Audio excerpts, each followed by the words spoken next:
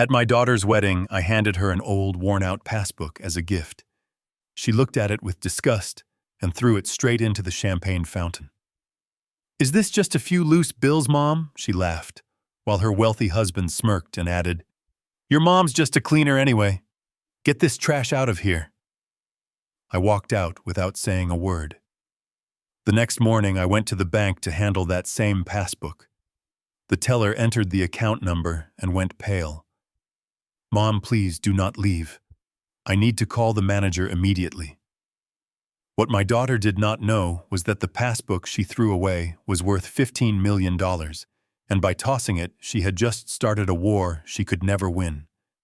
My name is Harold OConnor, but everyone calls me Harry. I am 69 years old, and standing in the middle of the most opulent wedding reception in the Hamptons, I felt like a ghost.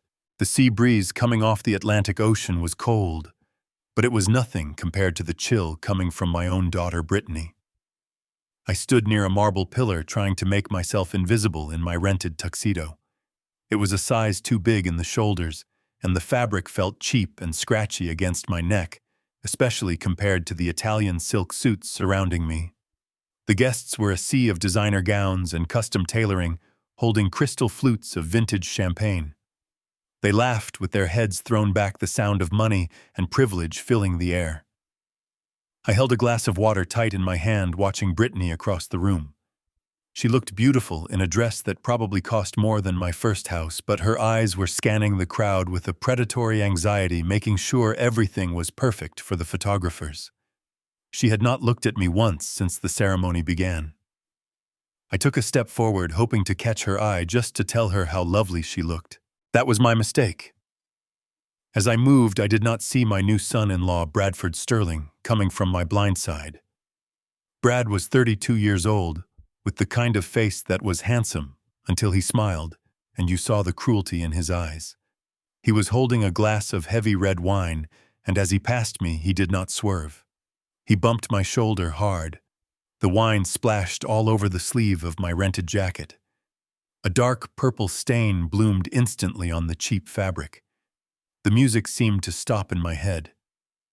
Brad looked at the stain, then up at my face, and let out a short, sharp laugh. "Oops, pardon me, Dad," he said, loud enough for the circle of his venture capital friends to hear. "I guess I should be more careful around the help." "Oh wait, you are family, right? I always forget because you smell like industrial bleach."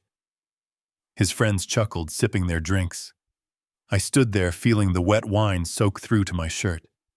I wanted to tell him that the smell of bleach, he mocked, was the smell of hard work. I wanted to tell him that while he was playing CEO with borrowed money, I had built an empire from the ground up, scrubbing floors until my hands bled.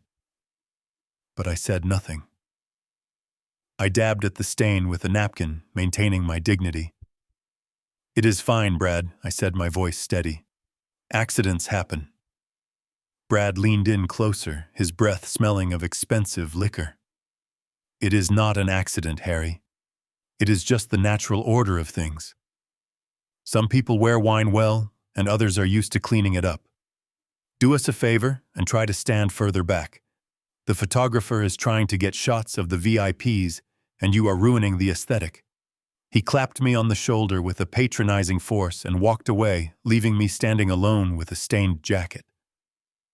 I looked for Brittany, hoping she would come over, hoping she had seen what happened. She had. She was standing 10 feet away, watching. She did not come to my defense. She did not offer me a napkin. She just narrowed her eyes and made a sharp shooing motion with her hand, gesturing for me to move into the shadows. "Stay in the corner, Dad," she mouthed silently, her face tight with embarrassment. "Do not embarrass me." I retreated to the edge of the room, my heart heavy in my chest. This was the dynamic we had fallen into. To them, I was Harry, the retired janitor, a simple man with a small pension and a small life. They did not know the truth. They did not know that O'Connor Industrial Services, the company that cleaned the very skyscrapers Brad tried to do business in, was mine. I had kept it a secret to teach Brittany the value of humility and hard work. Standing there treating me like a stray dog at a banquet, I realized my lesson had failed spectacularly. The disrespect was not just a slip of the tongue, it was their entire personality. The reception moved to the main event, the gift-giving. This was not a traditional wedding where gifts were placed on a table. No, in the world of the Sterlings, gifts were a performance, a way to show dominance. A stage had been set up with spotlights and a microphone. Brad's parents, Richard and Catherine Sterling, took the stage first. They looked like royalty. Richard was a tall man who wore his arrogance like a cape, and Catherine was dripping in diamonds that caught the stage lights blindingly. They grabbed the microphone, beaming at the crowd. "We wanted to give our children something that represents the speed and luxury they deserve," Richard announced, his voice booming. A valet drove a car onto the lawn next to the stage. It was a brand new silver Porsche convertible. The crowd gasped and then erupted into applause. Brad and Brittany screamed with delight, running over to hug Richard and Catherine. It was a perfect scene. The wealthy parents, the beautiful car, the adoration of the crowd. I stood in the back, clutching the inside pocket of my jacket. I knew something they did not. I had run a background check on the Sterlings when Brittany got engaged. That Porsche was leased. Richard and Catherine were drowning in debt, leveraging one loan to pay another, keeping up appearances while their foundation rotted. But tonight, they looked like kings. And now Richard said, smirking into the crowd, "I believe Brittany's father has a little something for the happy couple."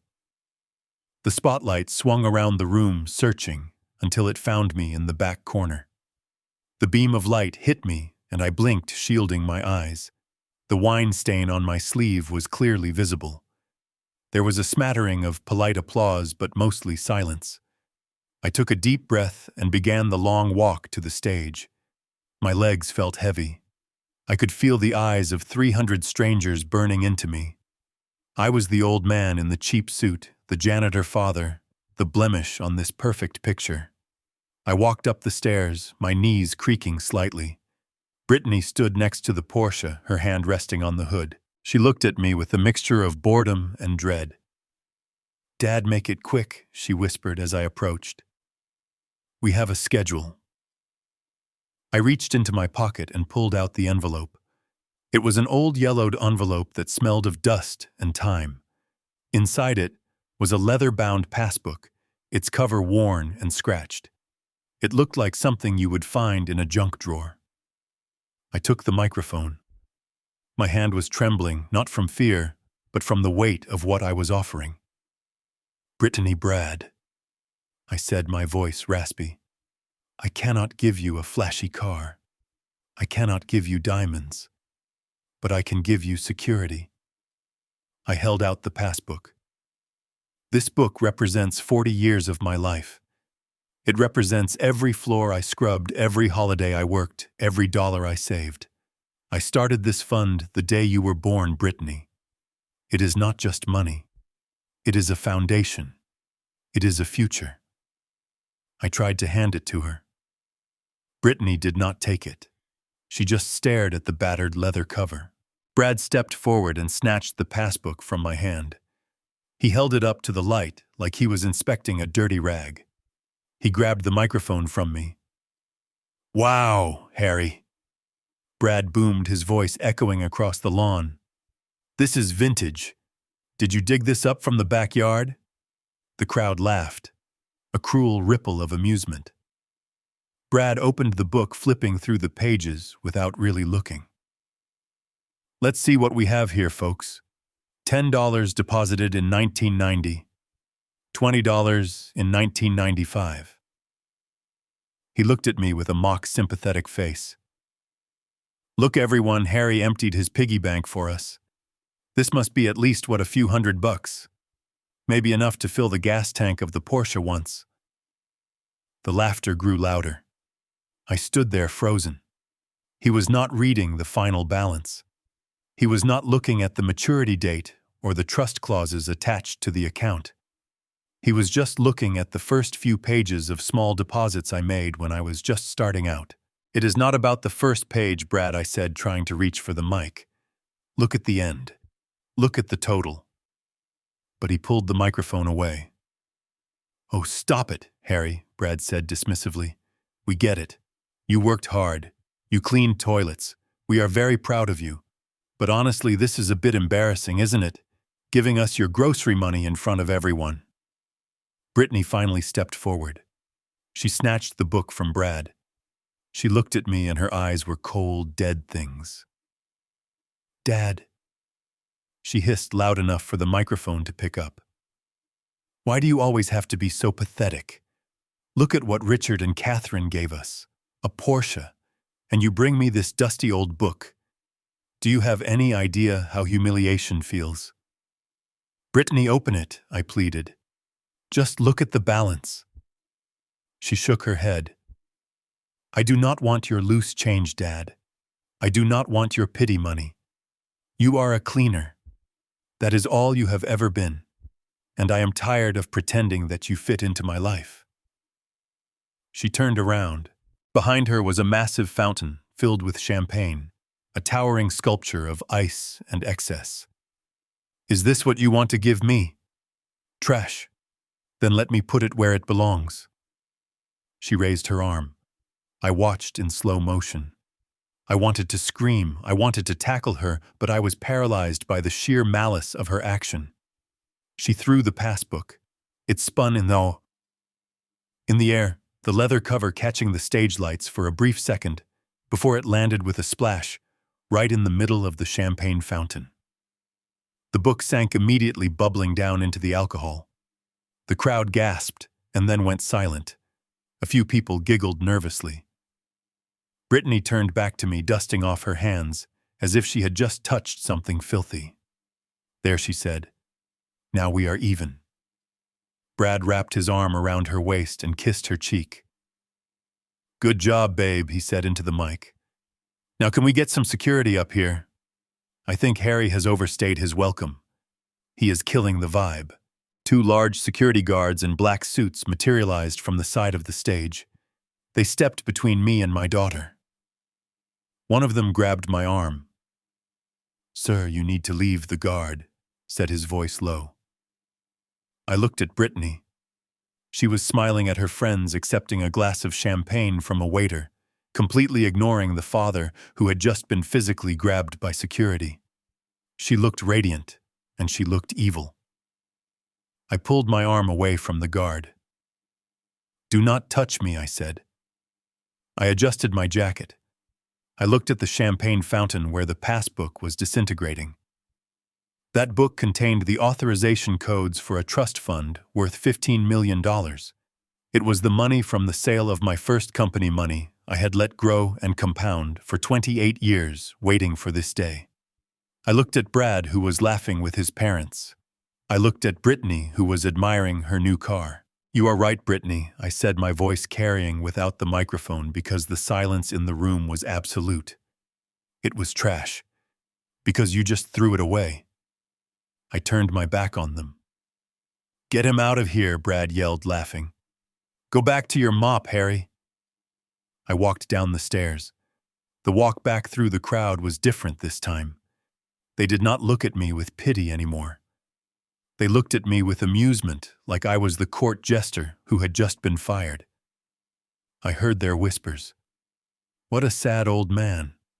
Imagine giving a passbook at a wedding like this. She was right to throw him out.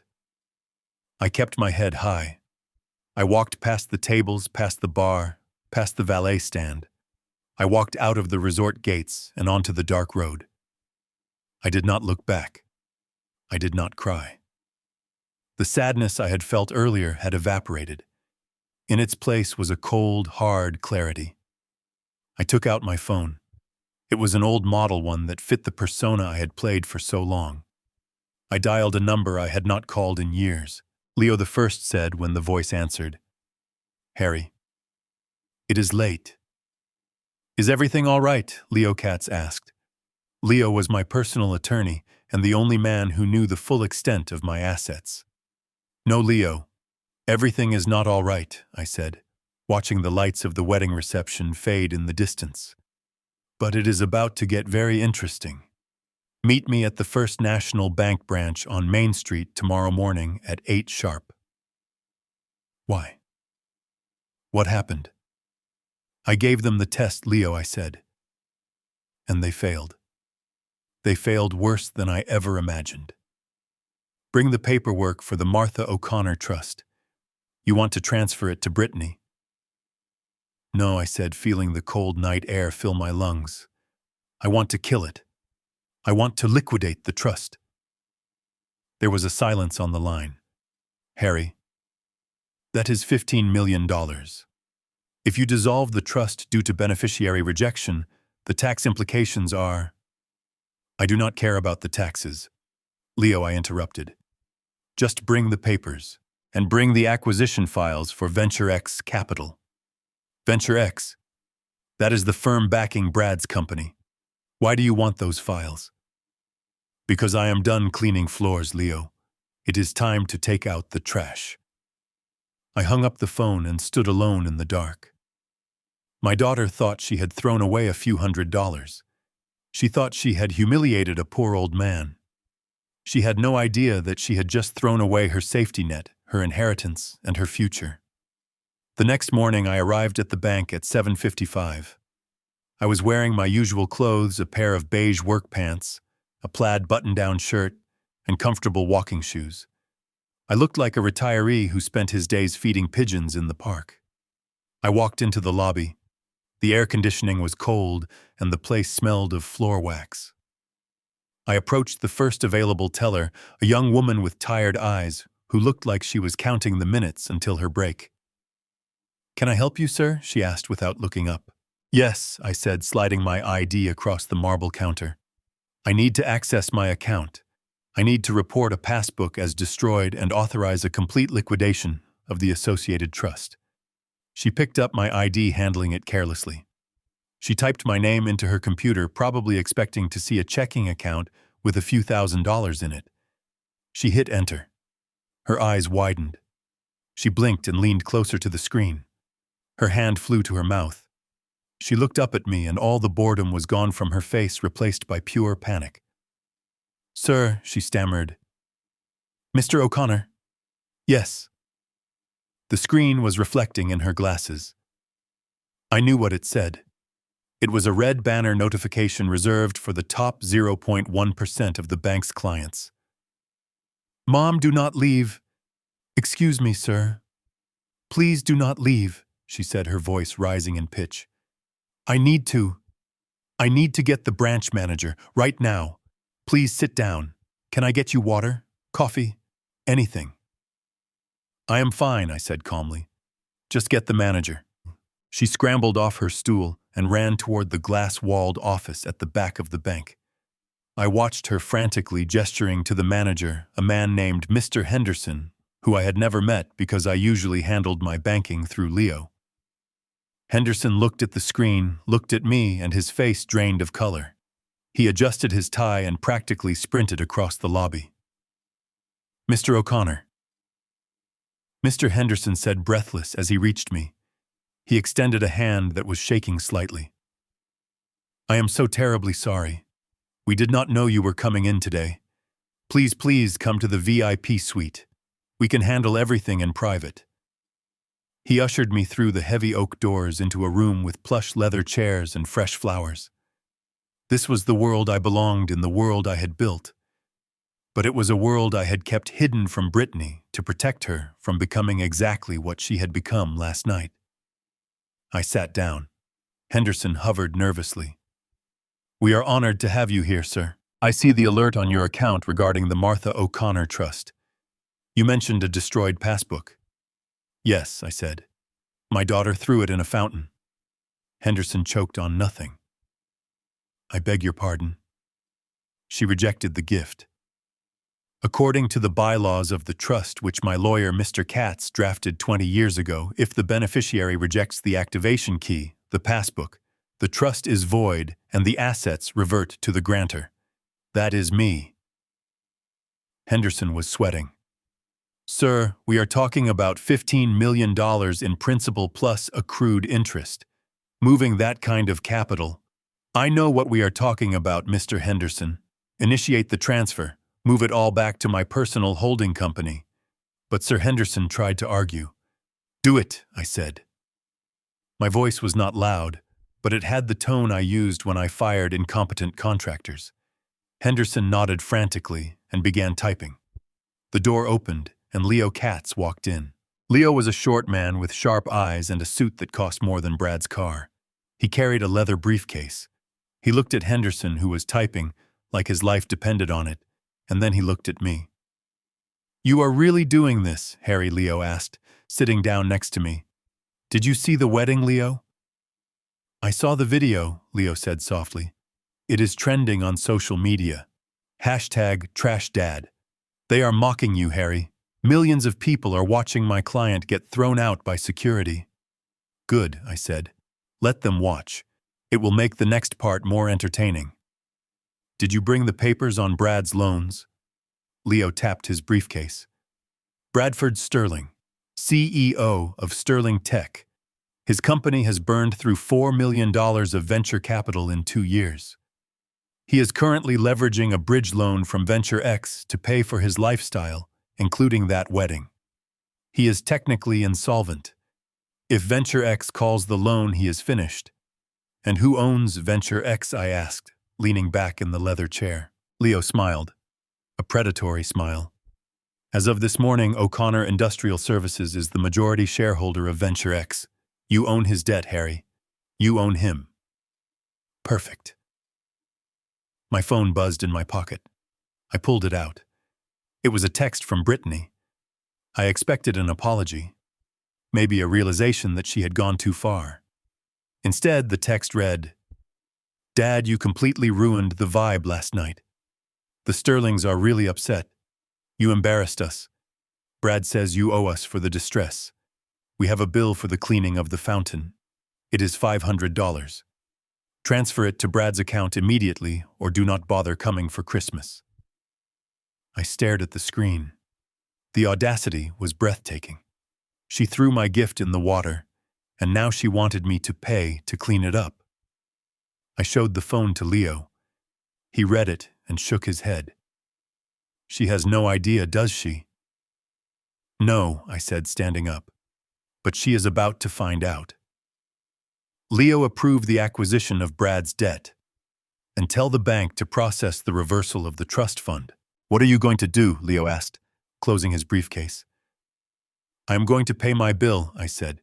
"She wants $500 for cleaning. I will give her a cleaning she will never forget." I walked out of the bank into the bright morning sun. The air smelled fresh. It did not smell like bleach.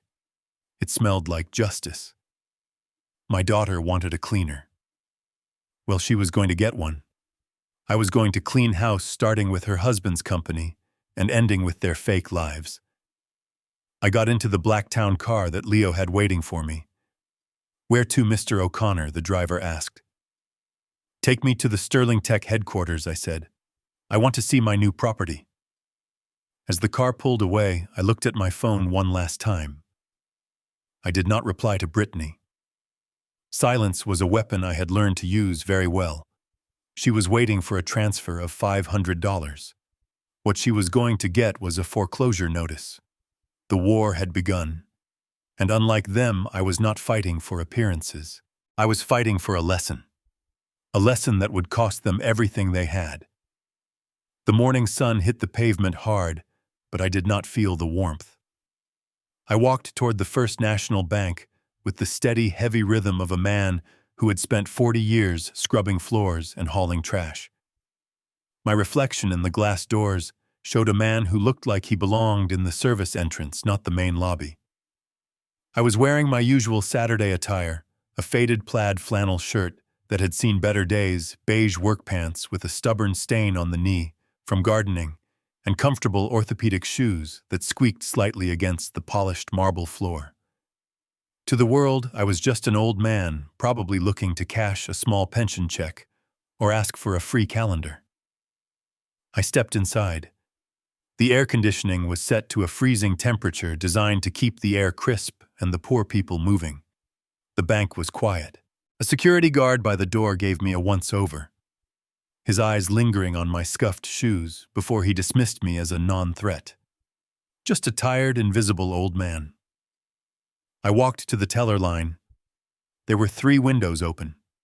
2 were occupied by men in sharp suits discussing wire transfers. The third was manned by a young woman with long acrylic nails and an expression that said she would rather be anywhere else on earth. Her name tag read Tiffany. I stepped up to the counter. Tiffany did not look up. She was busy typing something on her phone which she had hidden behind a stack of deposit slips. I waited for 10 seconds, then 20. I cleared my throat. "Excuse me, miss," I said. She finished her text message before slowly raising her eyes. She looked at my flannel shirt. She looked at my windblown gray hair. She did not smile. "Can I help you?" she asked, her tone flat and unwelcoming. "Yes," I said. "I need to speak to someone about my account." She sighed a long, exaggerated breath that deflated her shoulders. She gestured vaguely toward the door. "Sir, this line is for account holders only. If you want to cash a check from an employer, you need to go to the ATM outside or wait for the other line.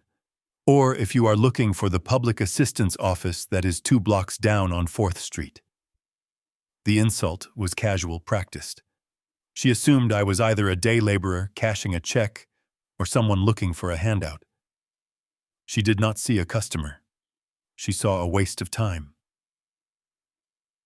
"An account holder," I said, keeping my voice calm, though my pulse began to hammer in my ears. "I need to see the branch manager." She let out a short, sharp laugh. "The manager is very busy, sir. He only sees clients with scheduled appointments or premium members. You cannot just walk in off the street and demand a meeting. Just give me your card or ID and I will check your balance. It is probably not enough to withdraw at the counter anyway. The minimum withdrawal here is $100. I reached into my back pocket and pulled out my old leather wallet. It was cracked at the seams, the leather worn smooth by decades of use. I slid my state ID across the cold marble counter. It was an old photo taken 10 years ago, when I still had a bit more hair and a bit less sorrow in my eyes. "Just check the account, please," I said. She picked up the ID by the corner, as if it were contaminated. She rolled her eyes and turned to her computer. Her fingers clicked loudly, aggressively against the keyboard. She typed in my name, Harold OConnor. She probably expected to see a checking account with $50 in it, or maybe a dormant savings account with a negative balance from maintenance fees. She hit the enter key. I watched her face. I knew exactly what was about to happen. I had designed the security protocols myself with Leo years ago. Tiffany's bored expression froze. Her eyes went wide. She blinked once, twice. She leaned closer to the screen, as if she thought there was a smudge on the glass. The screen was not showing a balance of $50. It was flashing a bright, silent red alert. A crimson banner that took over her entire monitor. It was a code black notification. In banking terms, it meant the person standing in front of you was not just rich. It meant they were the kind of wealthy that could buy the building they were standing in. It meant, do not let this person leave under any circumstances. The color drained from Tiffany's face. Her mouth opened, but no sound came out. She looked up at me and the contempt was gone, replaced by a pure, unadulterated terror. She looked back at the screen, which was now displaying instructions to contact the regional director and the branch manager immediately. "Sir," she stammered. Her voice squeaked. "Sir, the system. Please wait." She stood up so fast her chair rolled back and hit the wall with a loud bang. The other tellers looked over, startled. "Do not go anywhere," she said, her hands trembling as she reached for the silent alarm button under the desk, not for the police but for the executive team. "Please, Mr. O'Connor, just 1 second. Do not leave." I stood there, my rough hands resting on the pristine counter. I did not move. I did not smile. I just waited. She frantically pressed the button. A moment later, the door to the glass office at the back of the bank flew open. A man in a tailored navy suit ran out. It was Mr. Henderson, the branch manager. He looked like he had just seen a ghost. He was adjusting his tie as he practically sprinted across the lobby, ignoring the two men in suits who were waiting for him. He had seen the alert on his own computer. He knew that Harold OConnor, the ghost investor, the owner of O'Connor Industrial Services, the man who held $15 million in a single trust fund at this branch, was standing at counter number 3 being served by a junior teller. Mr. Henderson skidded to a halt in front of me. He was sweating.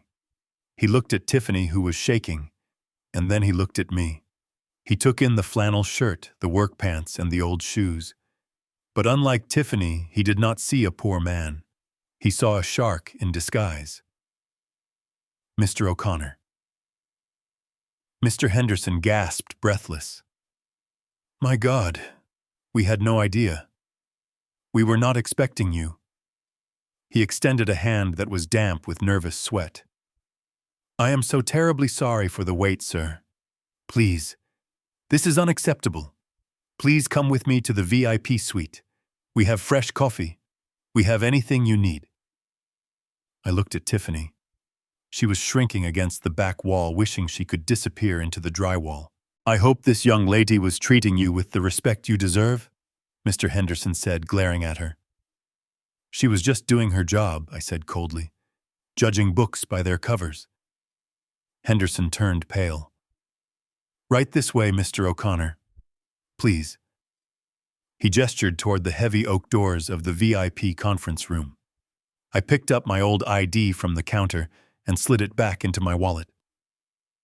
As I walked past the line of people past the security guard, who was now staring in confusion, I kept my head high. I was not just a cleaner anymore. Today, I was the executioner. The heavy oak door of the VIP suite clicked shut, sealing out the noise of the main lobby and leaving only the hum of the high-end air filtration system. Mr. Henderson, the branch manager, was moving with a frantic energy, his hands shaking slightly, as he poured coffee from a silver carafe into a delicate bone china cup. I watched him from the depths of a leather armchair that cost more than the car I had driven for the last decade. The room smelled of old money mahogany and fresh lilies, a stark contrast to the scent of floor wax and desperation outside. Henderson placed the cup on the coaster in front of me with the reverence of a priest placing an offering on an altar. He adjusted his silk tie, blotting a bead of sweat from his forehead with a handkerchief. He was terrified not just because he had almost let a $15 million client walk out the door, but because he could see the cold fury in my eyes. I took a sip of the coffee. It was excellent, a dark roast with notes of chocolate, far better than the instant powder I drank in my small kitchen every morning to keep up the charade. Mr. O'Connor Henderson said, his voice trembling slightly. We have secured the room. No one will disturb us. I have pulled up the file for the Martha O'Connor Trust. It has been dormant for 20 years, sir. The interest alone, it is substantial. I placed the cup down. I did not care about the interest. Mr. Henderson. I said, my voice low and steady. Do you know why I opened that trust 20 years ago? He shook his head, eyes wide. No, sir. The file just says it was established after the sale of O'Connor Sanitation.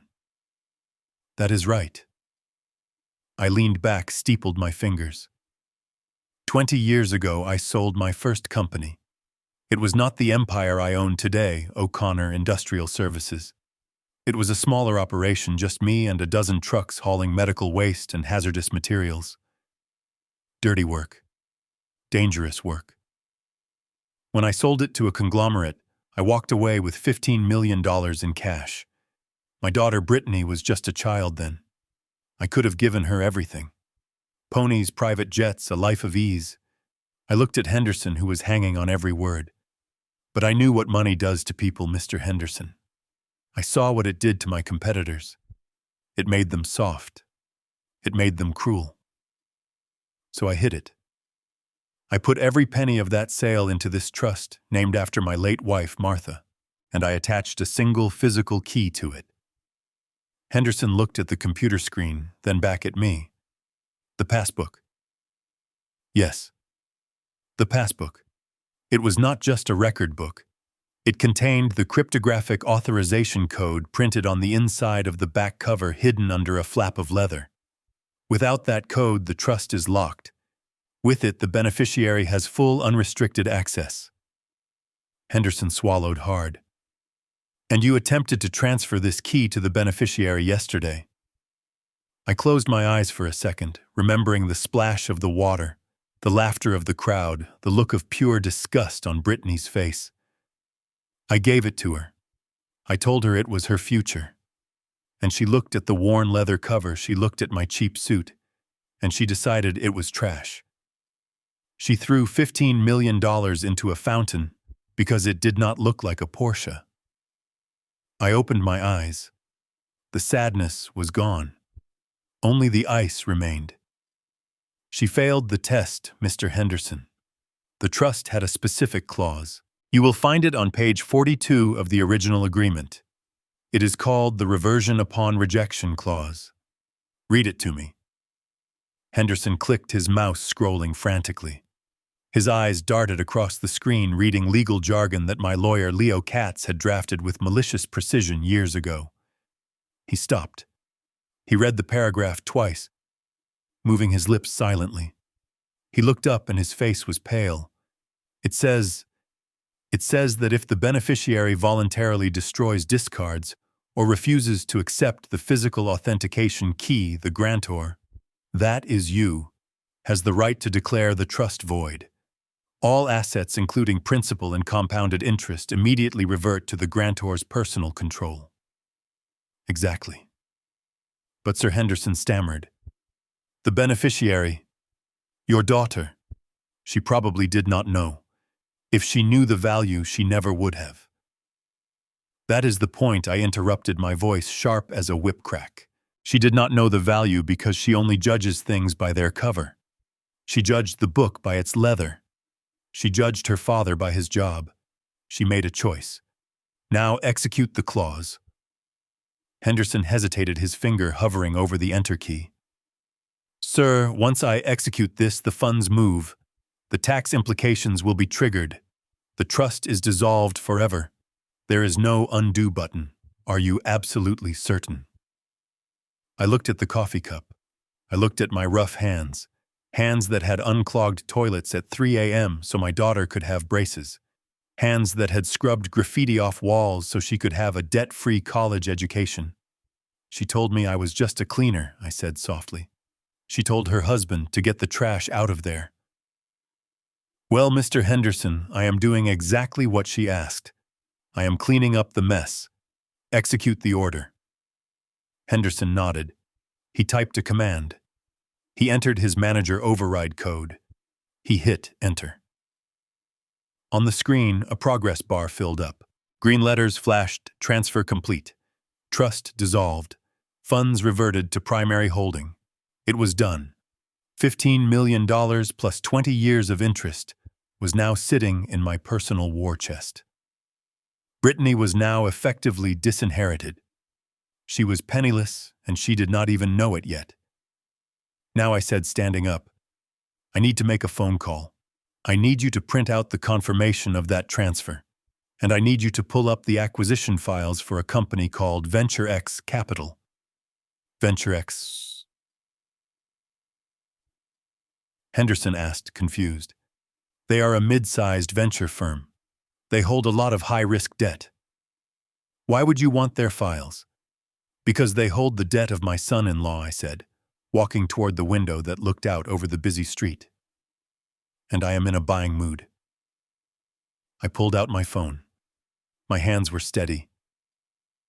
I dialed Leo Katz. It rang twice. Harry Leo answered, his voice sharp and alert. I am 5 minutes away. Did you do it? It is done, Leo, I said, watching the people walking on the sidewalk below, oblivious to the financial execution that had just taken place.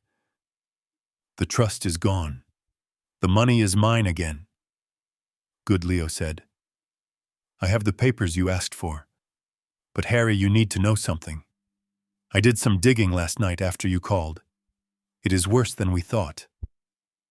How much worse? Bradford Sterling, Leo said. He is not just leveraging debt. He is cooking the books. He has been using the loan from Venture X to pay personal expenses. The Porsche he got from his parents. It was a lease paid for by his company funds. The wedding. It was put on a corporate credit card that is 3 months overdue. He is not just broke, Harry. He is committing fraud. I listened, and a cold smile touched my lips. It was perfect. They were not just cruel. They were criminals. They had built a castle on a swamp, and they had invited me in to watch it sink. And his parents, the Sterlings, bankrupt Leo said. They filed for Chapter 11 protection 2 years ago, but kept it quiet. They are living on credit and appearances. They likely pushed for this marriage because they thought you had land or savings they could bleed dry. When they saw the passbook, they thought the well was dry. They thought I was a poor janitor, I said. So they treated me like garbage. If I had walked in there with a Rolex, they would have kissed my ring. Exactly, Leo said. So what is the play, Harry? Do we expose them? No, I said. Exposure is too easy. I do not just want to expose them. I want to own them. I saw Leo's car pull up to the curb outside the bank, a sleek black sedan that screamed power. Leo, come into the VIP suite, I said into the phone. Bring the acquisition contracts, for what Leo asked. I turned back to Henderson, who was standing by the desk, holding the transfer confirmation like it was a live grenade. Mr. Henderson, I said, does this bank hold the primary credit line for Venture X Capital? Henderson tapped his keyboard. Yes, sir. We service their revolving credit facility. They are currently over-leveraged. We were actually considering calling in their loans next quarter. Do not wait for next quarter, I said. Leo walked into the room at that moment. He looked at me. He looked at Henderson, and he set his briefcase on the table. The lock clicked open with a sound like a gunshot. Leo, I said, pointing at the papers, initiate the hostile takeover protocol. I want to buy Venture X. I want to buy the banknotes. I want to buy every single dollar of debt that Bradford Sterling and his company owe. Leo looked at me, his eyes narrowing behind his glasses. Harry, if you buy Venture X, you become Brad's primary creditor. You will have the power to call his loans immediately. You could seize his assets. You could lock the doors of his company by noon today. I know, I said. That is the plan. But Harry, Leo warned, this is aggressive. This is corporate warfare. If you do this, you are not just teaching them a lesson. You are nuking their lives. I thought about the wine stain on my jacket. I thought about the security guard grabbing my arm. I thought about Brittany watching me walk away into the dark. They wanted a cleaner Leo. I said, my voice dropping to a whisper that filled the room with dread. So I am going to clean. I am going to scrub them out. Initiate the protocol. I want to buy their debt. All of it. Henderson looked terrified. Leo looked impressed. Consider it done, Harry, Leo said, pulling out a stack of documents. Sign here. And here. By the time you finish your coffee, you will own his company, his car, and his house. I took the gold pen Leo offered. It felt heavy and cold. I looked at the signature line. This was not just a business deal. It was a judgment. I signed my name, Harold OConnor, with a flourish. The ink was black and permanent. There I said, capping the pen. Now let us go pay them a visit. I walked out of the VIP room, leaving the empty coffee cup on the mahogany table. The teller, Tiffany, was still standing at her counter as I passed. She looked down at her shoes, unable to meet my eyes. I did not stop. I had bigger targets now. I walked out into the sunlight, ready to tear their world apart brick by fake brick. The morning sun hit the pavement hard, but I did not feel the warmth. I sat in the back of the town car, watching the city skyline drift by. The leather seat was cool against my back, but my blood was running hot. Leo was on his tablet finalizing the acquisition of Venture X. I had just bought my son-in-law's debt, effectively owning his financial soul, and he did not even know it yet. It was a power move, a silent kill, the kind I used to execute in boardrooms 20 years ago. But the satisfaction was interrupted by the buzzing of my old phone. I looked at the screen. It was Brittany, my daughter, the bride who had thrown my life's work into a fountain. I expected silence. I expected her to be too busy enjoying her honeymoon, or perhaps too ashamed to speak to me. But I had underestimated her entitlement. I answered, putting the phone on speaker so Leo could hear. I said nothing. I just breathed into the receiver, waiting. "Dad." Her voice was not soft. It was sharp, piercing through the speaker like broken glass. "Are you finally picking up? Do you have any idea what you did last night?" I looked at Leo, who raised an eyebrow. I pitched my voice up slightly, adding a tremor of weakness to it. I hunched my shoulders, channeling the tired, beaten-down janitor she thought I was. "Brittany," I said. I left. I thought that was what you wanted. You told security to remove me." "Do not play the victim, Dad," she snapped. "You made a scene. You walked up there with that dirty old book, and you embarrassed us in front of the Sterlings, in front of investors. Brad is furious. His parents are humiliated. Do you know what people are saying? They are asking why I let a cleaner onto the stage. You ruined the aesthetic, Dad. You ruined the moment." I listened to her rewrite history in real time. In her mind, I was the aggressor. I was the villain for offering her a fortune in a wrapper she did not like. "I am sorry," I said, forcing the words out. "I just wanted to give you something meaningful." Meaningful. It was trash, Dad. Literal trash. But we are past that now. We have a bigger problem. And since you caused the stress, you are going to fix it." I waited. Here it comes. The squeeze. "We are trying to check out of the resort," she said. Her voice lost some of its anger and took on a note of frantic demand. "The bill for the reception, the rooms, the catering, it is all due now. They will not let us leave until it is settled." I frowned. "But Brad, his parents, the Porsche, surely they have it covered." "Brad's card is having a technical issue," she said quickly. Too quickly.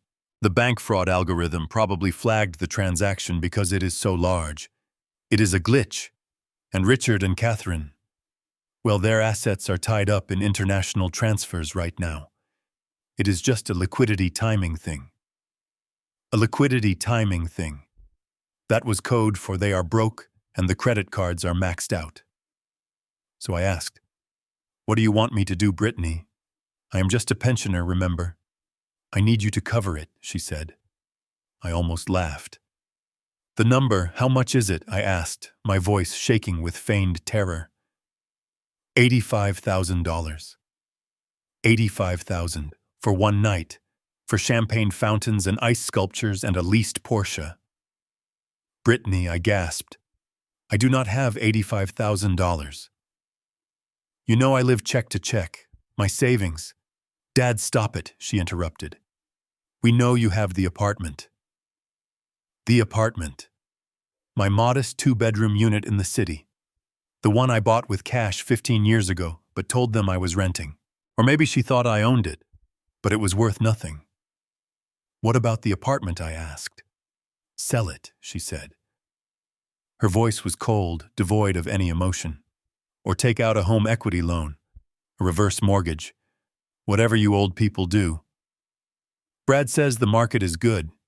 You can get a quick cash advance from a hard money lender if you put the deed up as collateral." "You want me to mortgage my home?" I asked, letting the hurt seep into my voice. "To pay for a party." "It is not just a party, Dad. It is my dignity. If this bill does not get paid, the hotel is going to call the police. Do you want your daughter arrested on her wedding weekend? Do you want to humiliate me again? You owe me this. After the stunt you pulled with that passbook, you owe me." I looked at Leo. He was shaking his head, his face a mask of disgust. He scribbled a note on a legal pad. "She is trying to bleed a stone." I took a deep breath. I needed them in one place. I needed them confident. I needed them to think they had won, so I could pull the rug out from under them when they were standing on it. I do not know how to do that." "Brittany," I stammered. "I do not know any lenders." "Brad knows people," she said instantly. "He says he can set up a meeting. Tonight. We are coming back to the city. Meet us at the Gilded Lily at 8. Bring the deed to your apartment and your ID. Brad will have a guy there who can process the loan immediately. We can pay the hotel over the phone, and this whole nightmare will be over. The Gilded Lily. One of the most expensive restaurants in the city." Of course. Even when they were begging for money, they needed to do it in luxury. "Tonight," I asked, weak and hesitant. "Yes, tonight. Do not be late. And Dad, dress better. If you are going to sign papers with Brad's associates, try not to look like you just plunged a toilet." She hung up. The line went dead. I lowered the phone. The weakness in my posture vanished instantly. I sat up straight, straightening my cuffs. The poor old Dad was gone. The CEO was back. "Leo," I said, staring at the blank screen. "Did you get that?" "I got it," Leo said, closing his tablet. "She wants you to sign a predatory loan against your primary residence to pay for a wedding you were kicked out of. And Brad has a guy ready to process it." "That sounds like loan sharking, Harry." "It is," I said. "Brad is desperate. He is trying to liquidate my assets to cover his fraud." I looked out the window. We were passing my building, the headquarters of O'Connor Industrial Services. It gleamed in the sunlight, a tower of steel and glass that I owned. Brittany had walked past it 1,000 times and never looked up. "Leo," I said, "make a reservation at the Gilded Lily for 3. "No, make it 4. You are coming with me." "Me?" Leo asked. "Who am I supposed to be?" "You are my friend from the nursing home." I said, a cruel smile playing on my lips. "You are the witness. And bring the acquisition papers for Venture X. And the foreclosure notices for the Sterling family estate. You are going to drop the hammer at dinner." "I am," I said. "They want a signature. They want my deed. I will give them a signature, all right. But it won't be on a loan document." I checked my watch. It was noon. 8 hours until dinner. 8 hours to let them sweat. 8 hours to let them think they had bullied the old janitor into submission. "Driver, take us to the tailor," I said. "I need a new suit, something expensive, but keep it in the bag. I have one last performance to give in my rags before I change." The car sped up, merging into the fast lane. Brittany thought she was shearing a sheep. She did not realize she had just walked into a cage with a lion. And tonight the lion was hungry. The Gilded Lily was the kind of place that charged you for the air you breathed. Gold leaf covered the ceiling, and the waiters moved with the silent arrogance of people who judged your net worth by your shoes. I walked in with Leo Katz by my side. I was still wearing my faded flannel shirt and work pants. Leo had changed into a suit that looked like it had been bought at a garage sale in 1985. It was oversized, dusty, and smelled faintly of mothballs. He walked with the exaggerated stoop, clutching a plastic bag from a pharmacy as if it contained his life-saving medication. To the world, we looked like 2 confused nursing home escapees who had wandered into the wrong building. The maitre d' stopped us at the podium, his nose wrinkling. "Deliveries are in the back," he said, not even making eye contact. "I am here for the Sterling party," I said, my voice trembling slightly. "I am Mr. O'Connor." He looked at his reservation list, then at me, then at Leo. His expression shifted from dismissal to pure bewilderment. "The Sterling party. In the private alcove." He did not offer to show us the way. He just pointed a manicured finger toward the back of the dining room. We walked through the sea of tables. I could feel the eyes of the patrons on us. We were a stain on their perfect evening. We reached the alcove. It was a semicircular booth upholstered in crushed velvet separated from the main room by heavy silk curtains. Brittany, and Brad's parents, Richard and Catherine, were already seated. They looked like a tableau of desperate royalty. Richard was loosening his tie, his face flushed. Catherine was nervously twisting a diamond ring that I knew was likely cubic zirconia. Brad looked like a man on the edge of a cliff. When they saw us, Brad's face fell. "Dad," he hissed, standing up halfway. "What is this? Who is that?" He pointed at Leo, who was staring vacantly at the chandelier, his mouth slightly open. "This is my friend Leo," I said, my voice weak. "He lives down the hall from me. I did not want to come alone. It is late. My eyes are not so good at night. Leo helps me read the menus." Brittany rolled her eyes so hard I thought they would get stuck. "Great," she muttered. "You brought a senile geriatric to a 5-star restaurant." "Dad, this is a business meeting, not a playdate. Just sit down and try not to drool." We squeezed into the booth. I sat next to Brad. Leo sat next to Catherine, who immediately shifted her body away from him, pressing herself against the wall as if Leo were contagious. Richard cleared his throat, tapping the menu. "Let's make this quick, Harry. We have ordered for the table. Since you are footing the bill, essentially, we decided to celebrate the resolution of this little misunderstanding."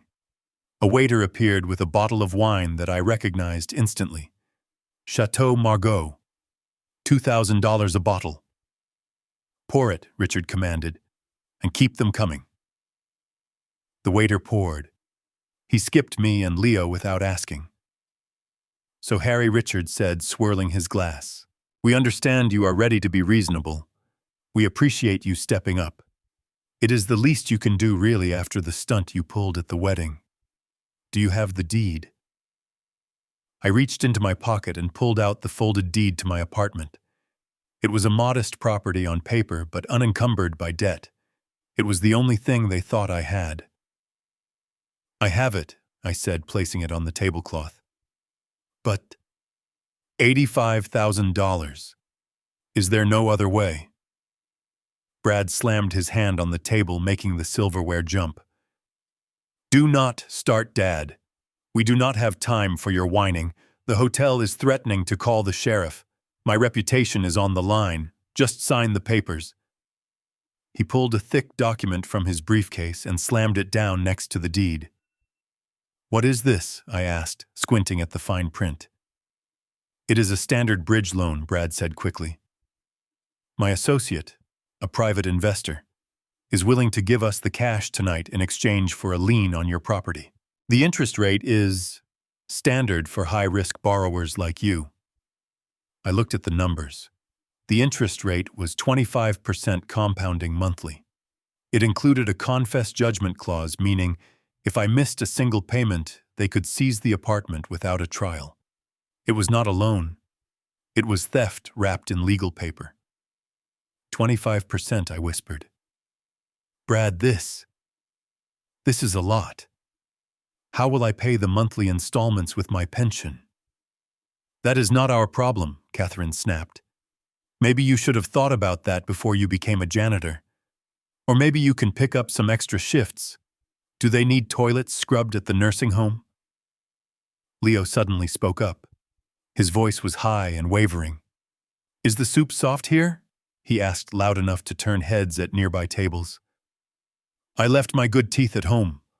Catherine looked at him with pure revulsion. "Oh my God," she said, covering her nose with a napkin. "He smells like old soup." "Harry, can you tell your friend to shut up? He is ruining my appetite." And I ordered the lobster thermidor. Brittany leaned across the table. Her face was hard, her makeup perfect, masking the ugliness underneath. "Dad, sign the paper. Stop stalling. We are hungry and we are tired of looking at you. Sign it, and you can take your little friend back to whatever hole you crawled out of." I looked at the document. I looked at the pen Brad was thrusting at me. It was a Mont Blanc likely stolen from his office supply budget. I need to read it, I said. Read it. Richard laughed a cruel barking sound. Harry, you pushed a mop for 40 years. I doubt you would understand the terminology. It basically says you give us the money and we do not throw you in a nursing home just yet. Although looking at your friend there, maybe you belong in one. Leo blinked behind his thick glasses. He reached into his plastic pharmacy bag and pulled out a magnifying glass. I like to read the pictures, he said, drooling slightly on the table. Brad snatched the magnifying glass away. Enough, he roared. Sign the damn paper, Harry. Now. Or so help me God, I will make sure you never see your daughter again. That was the threat. The final leverage. They thought access to Brittany was a prize. They did not realize it was a punishment. I picked up the pen. My hand shook uncontrollably, a performance I had perfected in the mirror that afternoon. Okay, I said, my voice breaking. Okay, I will do it. For family. Good, Richard said, taking a bite of a lobster tail that cost more than my weekly grocery budget. For family. Now write your name on the dotted line. And press hard. We need 3 copies. I lowered the pen to the paper. The signature line was waiting. Underneath it, in small print, it said, Grantor and Guarantor. I took a breath. I looked at Brad, who was watching the pen tip with hungry eyes. I looked at Brittany, who was texting on her phone, ignoring the moment she was destroying her father's life. I pressed the pen to the paper. But I did not write Harold OConnor. I wrote a code. A specific alphanumeric sequence that Leo had set up in the Venture X acquisition database earlier that day. It was an authorization key. By writing it on a document presented by the debtor, it signaled acceptance of the debt transfer protocol. I wrote carefully in block letters ACQ-TECH-001. Then I scribbled a messy, illegible loop that looked vaguely like a signature over it. There, I said, dropping the pen, it is done. Brad grabbed the paper before the ink was dry. He did not look at what I wrote. He just saw ink. He saw victory. He saw $85,000 hitting his account. Finally, he breathed, stuffing the document into his briefcase without reviewing it. You made that way harder than it needed to be, Dad. He signaled the waiter. Bring the check, he said, and bring another bottle. We are celebrating. Who is paying? Leo asked, his voice suddenly losing its tremor.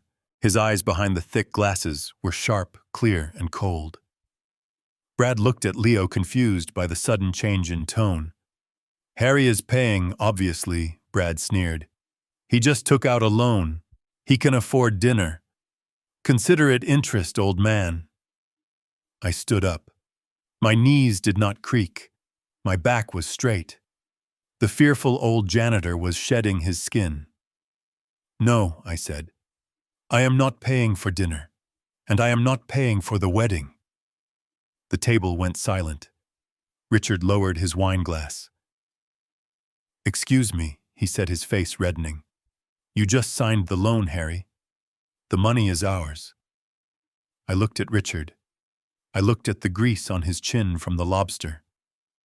Check the paper, Richard, I said. My voice dropping an octave, resonating with the authority of a man who commanded thousands of employees. Check the signature. Brad frowned. He pulled the document back out of his briefcase. He looked at the signature line. What is this? He asked, squinting. A CQ, Tech, 001. What the hell is this, Harry? You messed it up. You have to sign your name. No, I said. I do not. That code. Brad is a transaction ID. It is the confirmation code for a hostile debt acquisition.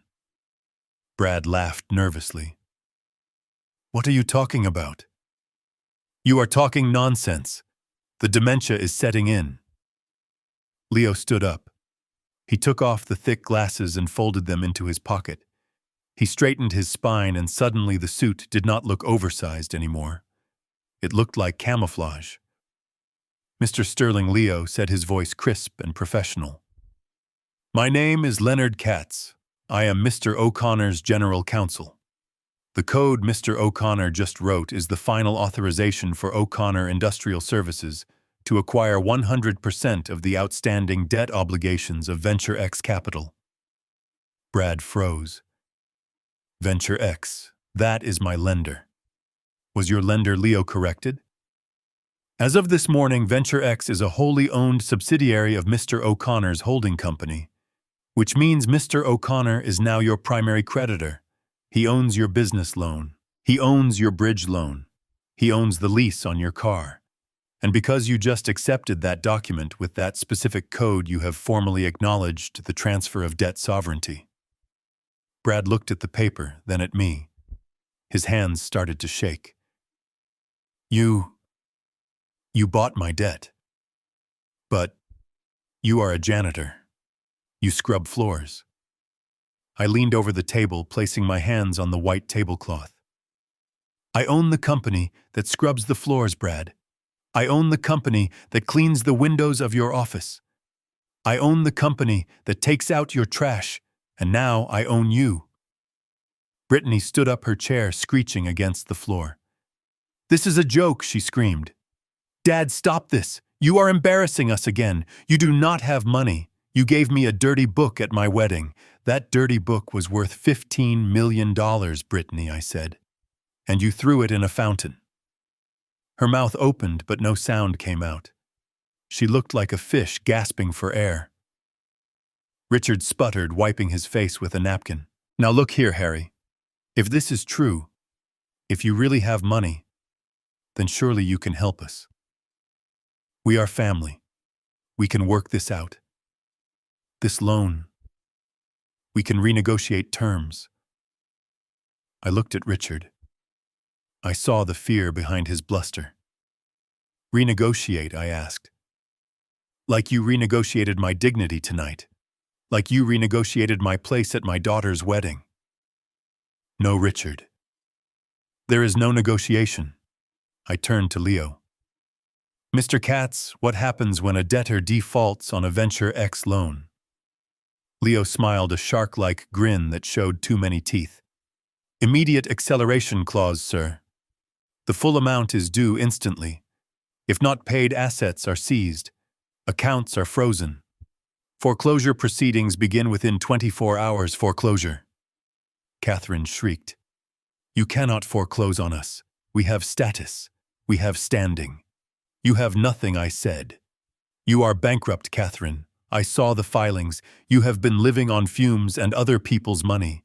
And tonight the fumes ran out." I pulled the deed to my apartment off the table and put it back in my pocket. "I am keeping this," I said. "But do not worry, Brad. You won't need it. You won't need an apartment because you are going to be very busy looking for a job." Brad lunged across the table, grabbing my lapel. "You old fraud," he yelled, spittle flying. "You set me up. You tricked me. Sign the paper properly. Give me the money." 2 waiters rushed over, but I did not need them. I grabbed Brad's wrist. My grip was iron-honed by 40 years of manual labor. I squeezed. Brad gasped, his eyes watering. I twisted his hand off my jacket and pushed him back into his seat. "Do not touch me," I said softly. I straightened my jacket. "The check for this dinner," I said, pointing to the bill the waiter had left, "is yours. I suggest you pay it before your cards are declined again."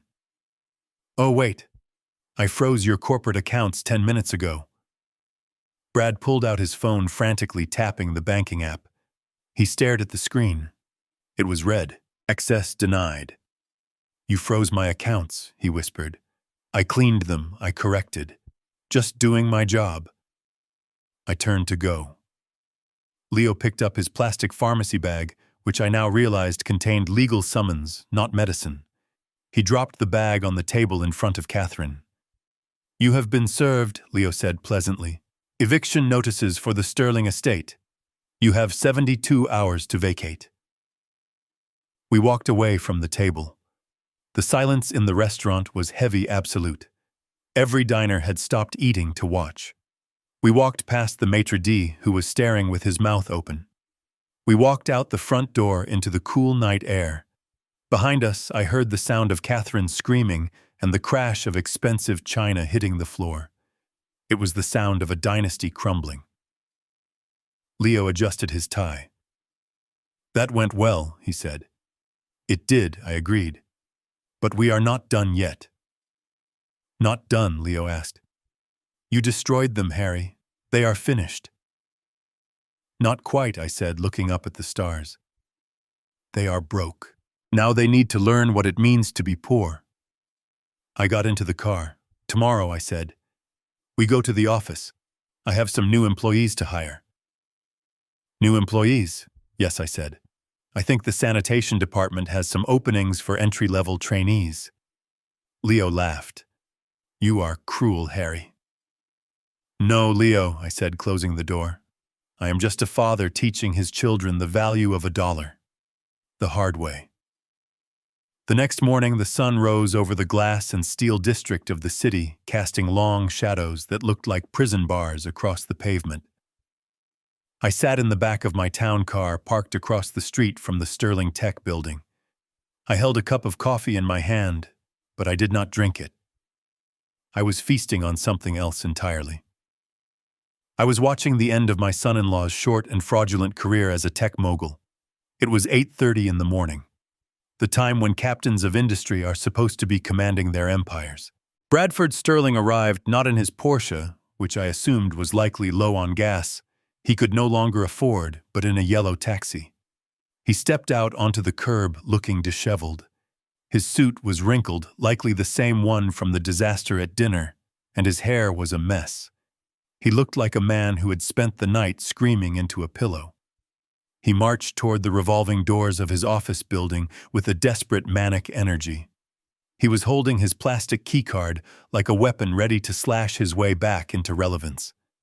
He walked up to the security turnstile in the lobby. I watched through the tinted window of my car as he slapped the card against the reader. Buzz. A harsh red light flashed. Brad frowned. He wiped the card on his sleeve, thinking it was a smudge. He slapped it again. Harder. Buzz. Red light. Access denied. He tried a third time, jamming the card against the sensor. Buzz. Open the damn gate, he shouted, kicking the metal turnstile. A security guard stepped out from behind the desk. It was not the usual guard old Jerry who let Brad get away with anything. It was a new man. A man wearing the dark blue uniform of O'Connor Industrial Services Security Division. He was 6'4" and looked like he was carved out of granite. He stepped in front of the turnstile, his arms crossed over his chest. Sir, the guard said, his voice deep and booming, echoing in the marble lobby. Please step away from the access point. Do you know who I am? Brad screamed, his voice cracking. I am the CEO of this company. I am Bradford Sterling. Open this gate right now or you are fired. The guard did not blink. He simply raised a hand and pointed to a large, freshly printed sign taped to the inside of the glass partition. It was a legal notice printed on thick white paper with the distinct blue letterhead of my holding company. Brad leaned in to read it. I could see his lips moving as he deciphered the words. Notice of seizure. This property and all assets contained herein are now under the management of O'Connor Industrial Services, pursuant to the foreclosure of debt obligations held by Venture X Capital. Access is restricted to authorized personnel only. O'Connor. Brad whispered. He stumbled back as if the sign had punched him. He spun around, looking for someone to yell at, someone to blame. And that is when the elevator doors behind the security desk opened. Leo Katz walked out. He was not wearing the dusty, oversized suit from the night before. Today he was wearing a charcoal three-piece suit that fit him like armor. He held a clipboard in one hand and a coffee in the other. He walked with the swagger of a man who owned the floor he was walking on. "Good morning, Mr. Sterling," Leo said, his voice projecting clearly across the lobby. "I assume you are here to collect your personal effects. We have boxed them up for you. They are waiting at the service entrance." Brad lunged toward the turnstile, grabbing the metal bars. "You," he shouted. "The senile guy, the soup guy. What are you doing in my building? Get out. I am calling the police." "I would save your battery," Leo said, taking a sip of his coffee. "The police are already aware of the change in management. In fact, they are on standby in case a former executive tries to trespass." "This is illegal," Brad yelled, shaking the bars. "You cannot just take my company. We have shareholders. We have a board." Leo walked up to the turnstile, standing safely on the other side. He looked at Brad with a mixture of pity and boredom. "Actually," Leo said, "you do not have a board anymore. As the primary holder of your debt, which is currently in default due to the acceleration clause triggered last night. O'Connor. Industrial Services has exercised its right to convert that debt into controlling equity. We own 90% of the voting stock as of 6 a.m. this morning. The first act of the new majority shareholder was to dissolve the board and terminate the CEO for cause." "Terminated," Brad gasped. "For cause? What cause?" "Gross financial negligence." Leo rattled off ticking points on his fingers. Embezzlement of corporate funds for personal use, fraudulent reporting of assets to secure loans, and general incompetence. You fired yourself, Brad, when you decided to put a wedding on a company credit card that was already maxed out. Brad's face turned a shade of purple I had never seen before. "I want to talk to Harry," he screamed, looking around wildly. "Where is he? I know he is behind this. That old janitor cannot do this to me. I am a tech visionary. I have intellectual property." "Your intellectual property," Leo said, checking his watch, "is currently being audited by our forensic accountants. And from what they tell me, your proprietary algorithm is mostly just code copied from open-source forums. It is worthless, Brad. Just like your title." Behind Leo, the elevator doors opened again. A group of employees walked out. They were Brad's former staff developers, marketing assistants, the people he had bullied and underpaid for 2 years. They were carrying boxes. But they were not being evicted. They were smiling. They were talking to each other with a lightness I had not seen in that building for a long time. They walked past Leo, nodding respectfully. One of the developers, a young man Brad had screamed at just last week for taking a lunch break, stopped and looked at his former boss through the bars. "Bye, Brad," the young man said.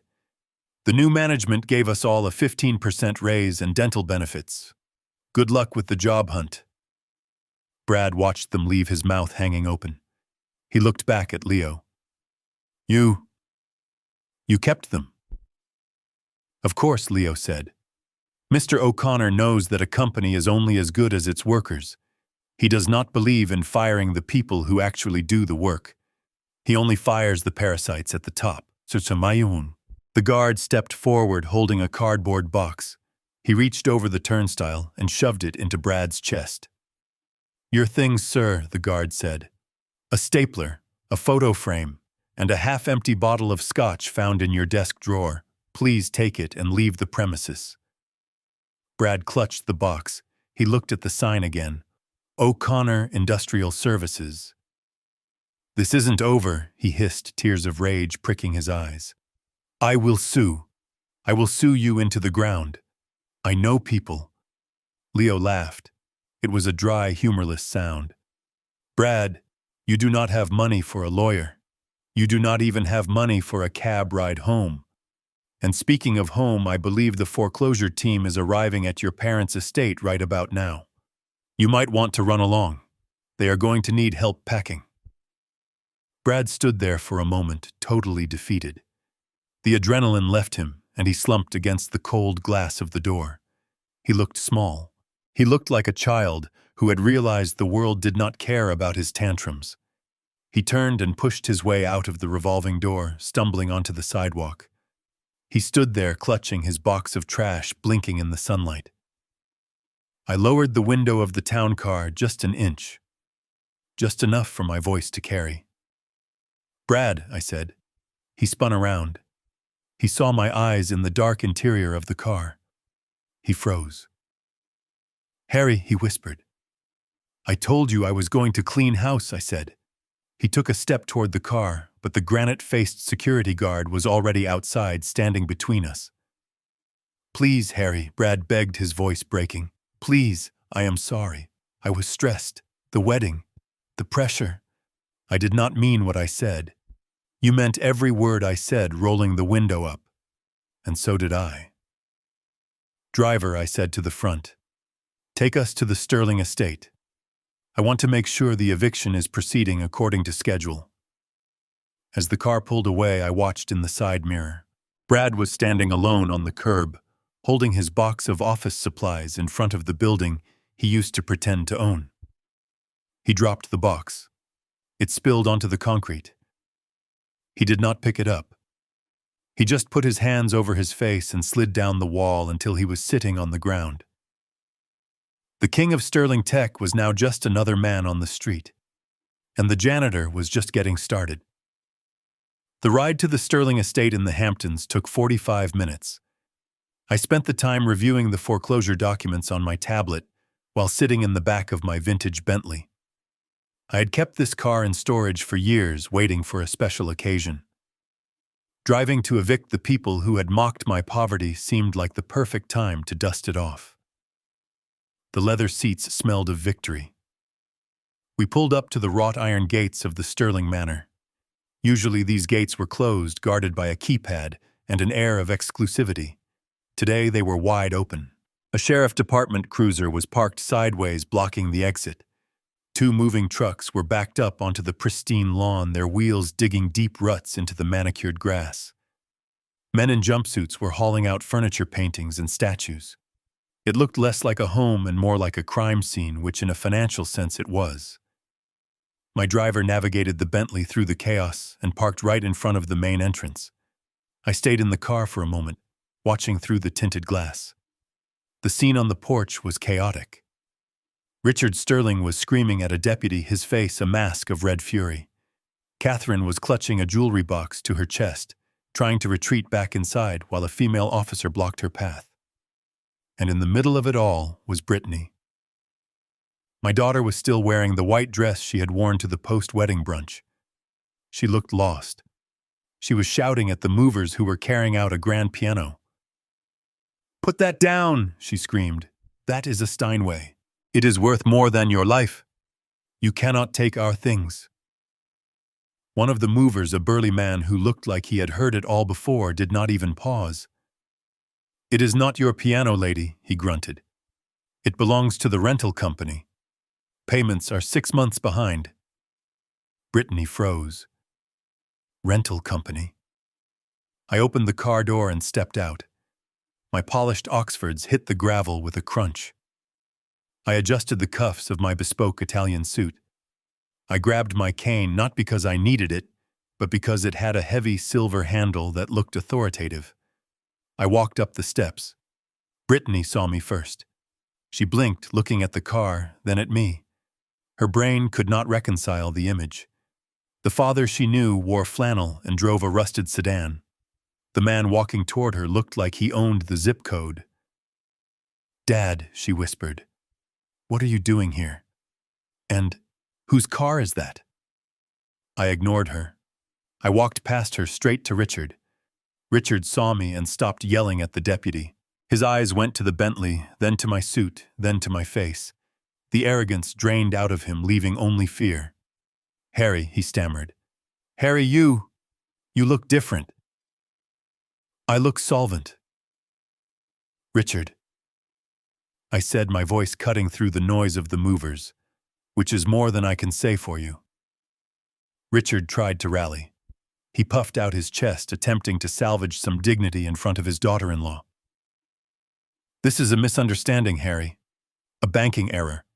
I was just telling the sheriff that my assets are temporarily frozen due to an international transfer. Once the funds clear, this will all be sorted out." If you could just maybe lend us a hand temporarily. We are family, after all."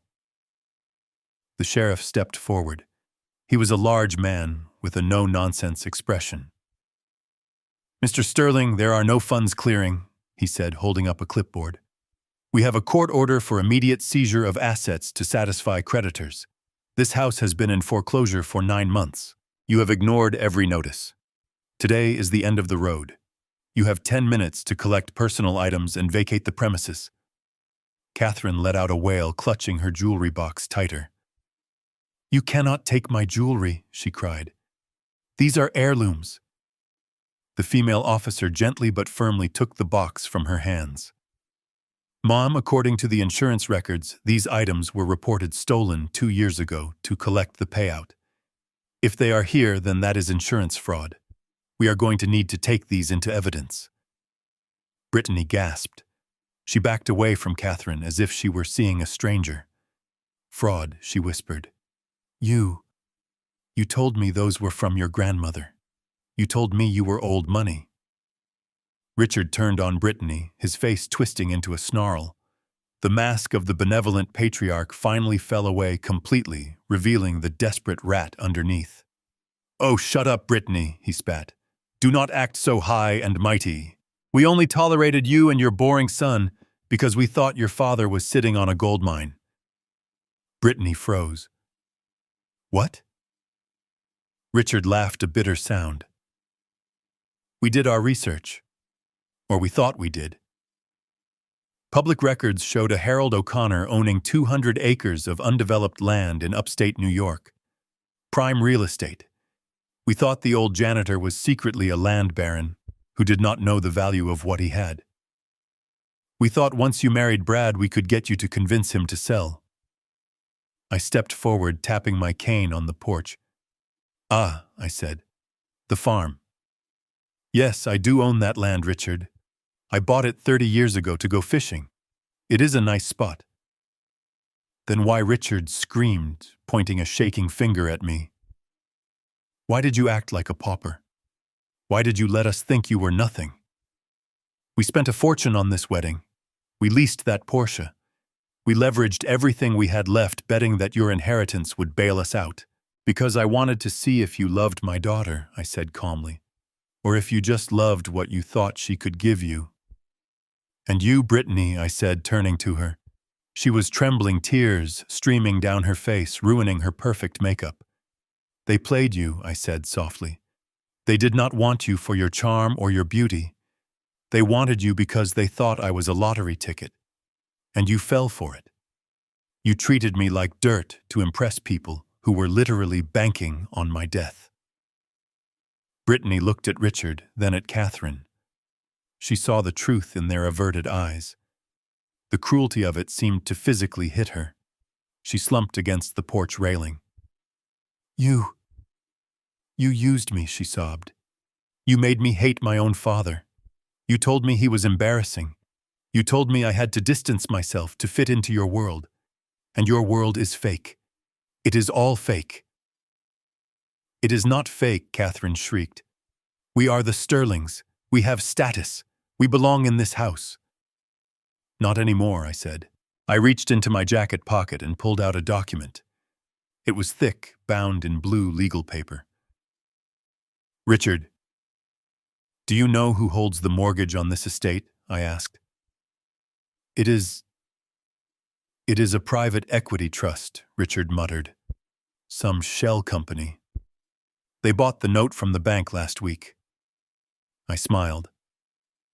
"Allow me to introduce myself," I said. "I am the sole proprietor of O'Connor Industrial Holdings, the shell company you speak of."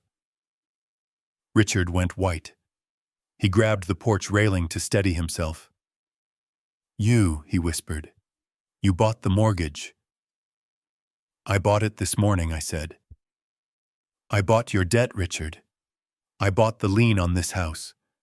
I bought the loans on your furniture. I even bought the note on that leased Porsche you gave the kids." "Why," Catherine whispered, "why would you do that?" "Because I wanted to be the one to tell you to get out," I said. I turned to the sheriff. Deputy, as the property owner, I am authorizing the immediate removal of these squatters. They have no lease. They have no equity. And quite frankly, they are trespassing. The sheriff nodded, touching the brim of his hat. You heard the man, folks. You have 5 minutes left. Anything you leave behind becomes the property of Mr. O'Connor. The scene that followed was pathetic. Catherine tried to run back inside to grab a fur coat, but the movers blocked her way. Richard started crying, begging me to be reasonable, to think of the family reputation. Reputation, I asked, looking down at him. Richard, your reputation is that of a con artist. I am actually doing you a favor. Prison will be the first time in years you have had a roof over your head that you actually earned. Brittany stood alone by the pillar. She was not packing. She was not screaming. She was just staring at me. She looked at the Bentley. She looked at my suit. She looked at the way the police officers deferred to me. Dad. She said, her voice small and childlike. You really own all of this. You are rich. I walked over to her. I wanted to hug her. I wanted to tell her it would be okay. But I looked at the champagne fountain in my memory. I remembered the text demanding $500. I am wealthy, Brittany, I corrected her. You are not. You made it very clear last night that you wanted nothing to do with me or my loose bills. But Dad, she pleaded, reaching out a hand. I didn't know. They tricked me. I am a victim here too. Look at them. They lied to me. They lied to you about their money, I said. But you chose to treat me like garbage all on your own. Nobody forced you to throw that passbook. Nobody forced you to call me a cleaner.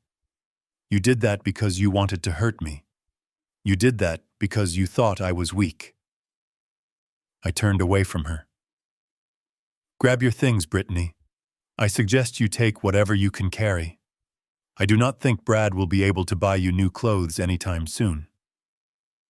Where is Brad? She asked, looking around frantically. I checked my watch. If I had to guess, I said, he is currently being escorted out of his office building by my security team. You see, I bought his company too. Brittany sank to her knees on the dusty porch. The reality of her situation was finally crashing down. Her husband was broke and unemployed. Her in-laws were frauds facing homelessness and possible prison time. Her father was a tycoon she had disowned, and she was sitting in a dress she could not pay for in a house she was being evicted from. Get them off my property, I said to the sheriff. I walked back down the stairs toward the Bentley. The movers were hauling out a massive oil painting of Richard and Catherine dressed as Victorian nobles. It was a perfect metaphor for their delusion. As I reached the car, Richard came running down the steps. Harry, wait, he shouted. Where are we supposed to go? We have nowhere. I stopped. I opened the back door of the Bentley. I looked back at the people who had sneered at me over lobster less than 24 hours ago. There is a homeless shelter on 4th Street, I said. It is clean. I know because my company cleans it for free. They serve soup at 6. If you hurry, you might make it. But you will have to stand in line. No VIP access, I am afraid. I got into the car and closed the door. The sound was solid and final. Drive, I said to the chauffeur. As we pulled away, I watched through the rear window. The Sterlings were being led down the driveway by the police. Brittany was walking behind them, dragging a suitcase looking like a fallen princess in a fairy tale that had gone horribly wrong. It was not a happy sight, but it was a necessary one. They had built a life on lies and cruelty. I had just introduced them to the truth. And the truth, as they were discovering, was expensive. As the Bentley began to roll down the long gravel driveway, I looked into the rearview mirror, witnessing the final collapse of the Sterling dynasty. The moment my car door closed, it was as if a spell had been broken. The silence that had held them captive during my eviction speech shattered into 1,000 pieces of screaming rage. But this time the anger was not directed at me. The predator had left the building, so the remaining wolves turned on the weakest member of the pack. I watched Richard Sterling spin around on his heels. His face was a contorted mask of red fury. He did not look at the movers hauling away his life. He did not look at the police officers standing guard. He looked straight at Brittany. My daughter was standing there shivering in her expensive dress, looking like a statue of misery. She was staring at my car, probably still trying to process the fact that the father she had mocked for smelling like bleach was currently being driven away in a vehicle worth more than her husband's entire existence. Richard lunged at her. I could not hear the words through the soundproof glass of the Bentley, but I could read the body language perfectly. He was screaming. He pointed a finger in her face, shaking it violently. I saw him gesture wildly toward my retreating car, then back at the mansion being emptied. I knew exactly what he was saying. He was blaming her. In his twisted, narcissistic mind, this was not happening because he was a fraud who had not paid his mortgage in 9 months. This was not happening because he had lived a lie. No, this was happening because Brittany had failed to secure the bag. He was screaming at her because she had told them I was a poor janitor. He was screaming because she had treated me like trash instead of treating me like the bank. Catherine joined in a moment later. She dropped her facade of the elegant matriarch. She looked like a harpy. She grabbed Brittany's arm, digging her nails into the silk of the wedding dress. She was undoubtedly screeching about how Brittany had ruined everything. They had banked on me being a secret land baron they could manipulate. Instead, they found out I was a shark who had decided to eat them alive. And in their eyes, it was Brittany's fault for not knowing. It was her fault for not knowing her own father well enough to know I had millions in the bank. I saw Brittany stumble back. She looked terrified. For the first time, she was seeing her in-laws without the filter of wealth and status. She was seeing them as the desperate broke con artists they were. They were calling her a scammer. The irony was rich enough to choke on. The people who had lied about their diamonds, their cars, and their careers were accusing my daughter of fraud because she had accidentally concealed my wealth. Brittany shook her head frantically. She was crying again. She pointed at me, then at herself, trying to explain, trying to defend herself. But they were not listening. Richard made a sweeping gesture of dismissal, a motion that said she was useless to them now. Brad was not there to defend her. He was likely sitting on a curb in the city with his box of office supplies. She was alone, surrounded by enemies she thought were family. Then I saw the realization hit her. It was a physical blow. She stopped arguing. She stopped crying for a second. She looked at the Bentley moving further away. I could almost see the gears turning in her mind. The passbook, the $15 million, the company, the power. She realized what she had done. She realized that the old man she had thrown out of her wedding was not just a janitor. I was the safety net she had been looking for her entire life. I was the status she craved. I was the security she needed. And I had walked right into her wedding, offering it all to her on a silver platter, and she had slapped it away because the platter was not shiny enough. Panic overtook her. She realized she was being left behind with nothing but a group of angry bankrupt frauds. She realized that the only person who had ever actually loved her without condition was in the car that was driving away. She broke away from Catherine. She started to run. She ran down the porch steps, stumbling in her high heels. One shoe flew off, but she kept running, limping on the gravel. Her white dress was dragging in the dirt, tearing on the stones. She was waving her arms, screaming something I could not hear, but I knew the word. Dad. She ran down the driveway, chasing the Bentley. She was fast fueled by the adrenaline of total loss. She was reaching out, as if she could grab the bumper and pull herself back into my good graces, as if she could catch the car and undo the last 48 hours of cruelty. Driver, I said calmly. A little faster, please. The chauffeur nodded and pressed the accelerator. The Bentley surged forward effortlessly. The distance between us grew. 10 feet, 20 feet, 50 feet. Brittany kept running, her face a mask of desperation and mascara tears. She looked like a ghost, chasing the dawn, but she could not catch up. She was running on gravel in a wedding dress, chasing a machine built for power. It was a futile, pathetic effort. The car turned the corner of the long driveway, reaching the main road. The tires kicked up a cloud of dust from the shoulder, a thick gray cloud that hung in the air for a moment before settling. I looked back one last time. Brittany had stopped.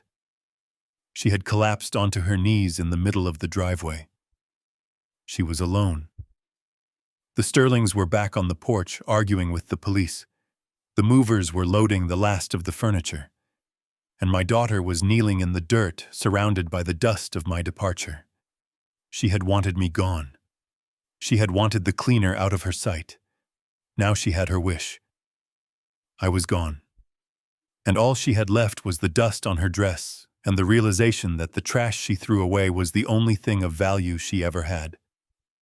I turned forward, facing the road ahead. I did not feel guilt. I felt a heavy finality. I had given her a choice. I had given her a test. And now I was giving her the consequences. "Keep driving," I told the chauffeur. "Do not stop until we are back in the city. I have a company to run. And I believe I have a meeting with the board of directors of my newest acquisition." The Bentley smoothed out onto the highway, leaving the Hamptons and the wreckage of the Sterling family behind. Brittany was in her rearview mirror, but she was already part of my past. I was moving forward. And for the first time in a long time, I was driving toward a future where I did not have to pretend to be anything other than exactly who I was. 3 days later, I sat in my office on the 45th floor of the O'Connor Tower. The view from here was different. From the street, I was invisible. From up here, I was a god. I watched the ants scurrying on the pavement below the endless stream of yellow taxis and the pulse of the city that I helped keep clean. My office was a fortress of glass and steel, sparse and cold, just the way I liked it. There were no pictures of family on my desk. Just a single leather-bound notebook and a pen. The intercom buzzed. It was my executive assistant, a woman named Sarah, who was more efficient than an entire army. "Mr. O'Connor," she said, her voice crisp. "Security says there are 2 individuals in the lobby asking to see you. They do not have an appointment. They claim to be family." I spun my chair around, facing the heavy double doors. "Let them up, Sarah," I said, "and tell security to stand down. I want them to walk the full length of the building unescorted. I wanted them to see it. I wanted them to feel the weight of what they had lost." I looked at Leo Katz, who was sitting on the sofa reading the Wall Street Journal. He folded the paper and placed it on the coffee table. "They are here," he said. "They are hungry," I replied. "Hunger makes people honest, Leo. Or at least it makes them loud." I checked the security feed on my monitor. The cameras in the lobby showed Brittany and Brad entering through the revolving doors. They looked nothing like the golden couple from the wedding. It had been 3 days of sleeping in motels or perhaps a car. Brad's suit, the one he had worn to the eviction, was stained and wrinkled. He had lost his tie. Brittany was wearing a tracksuit that looked like it came from a discount bin, and her hair was pulled back in a messy bun. She wasn't wearing makeup. She looked tired. She looked ordinary. But the most satisfying part was watching them navigate the lobby. It was shift change for the day crew.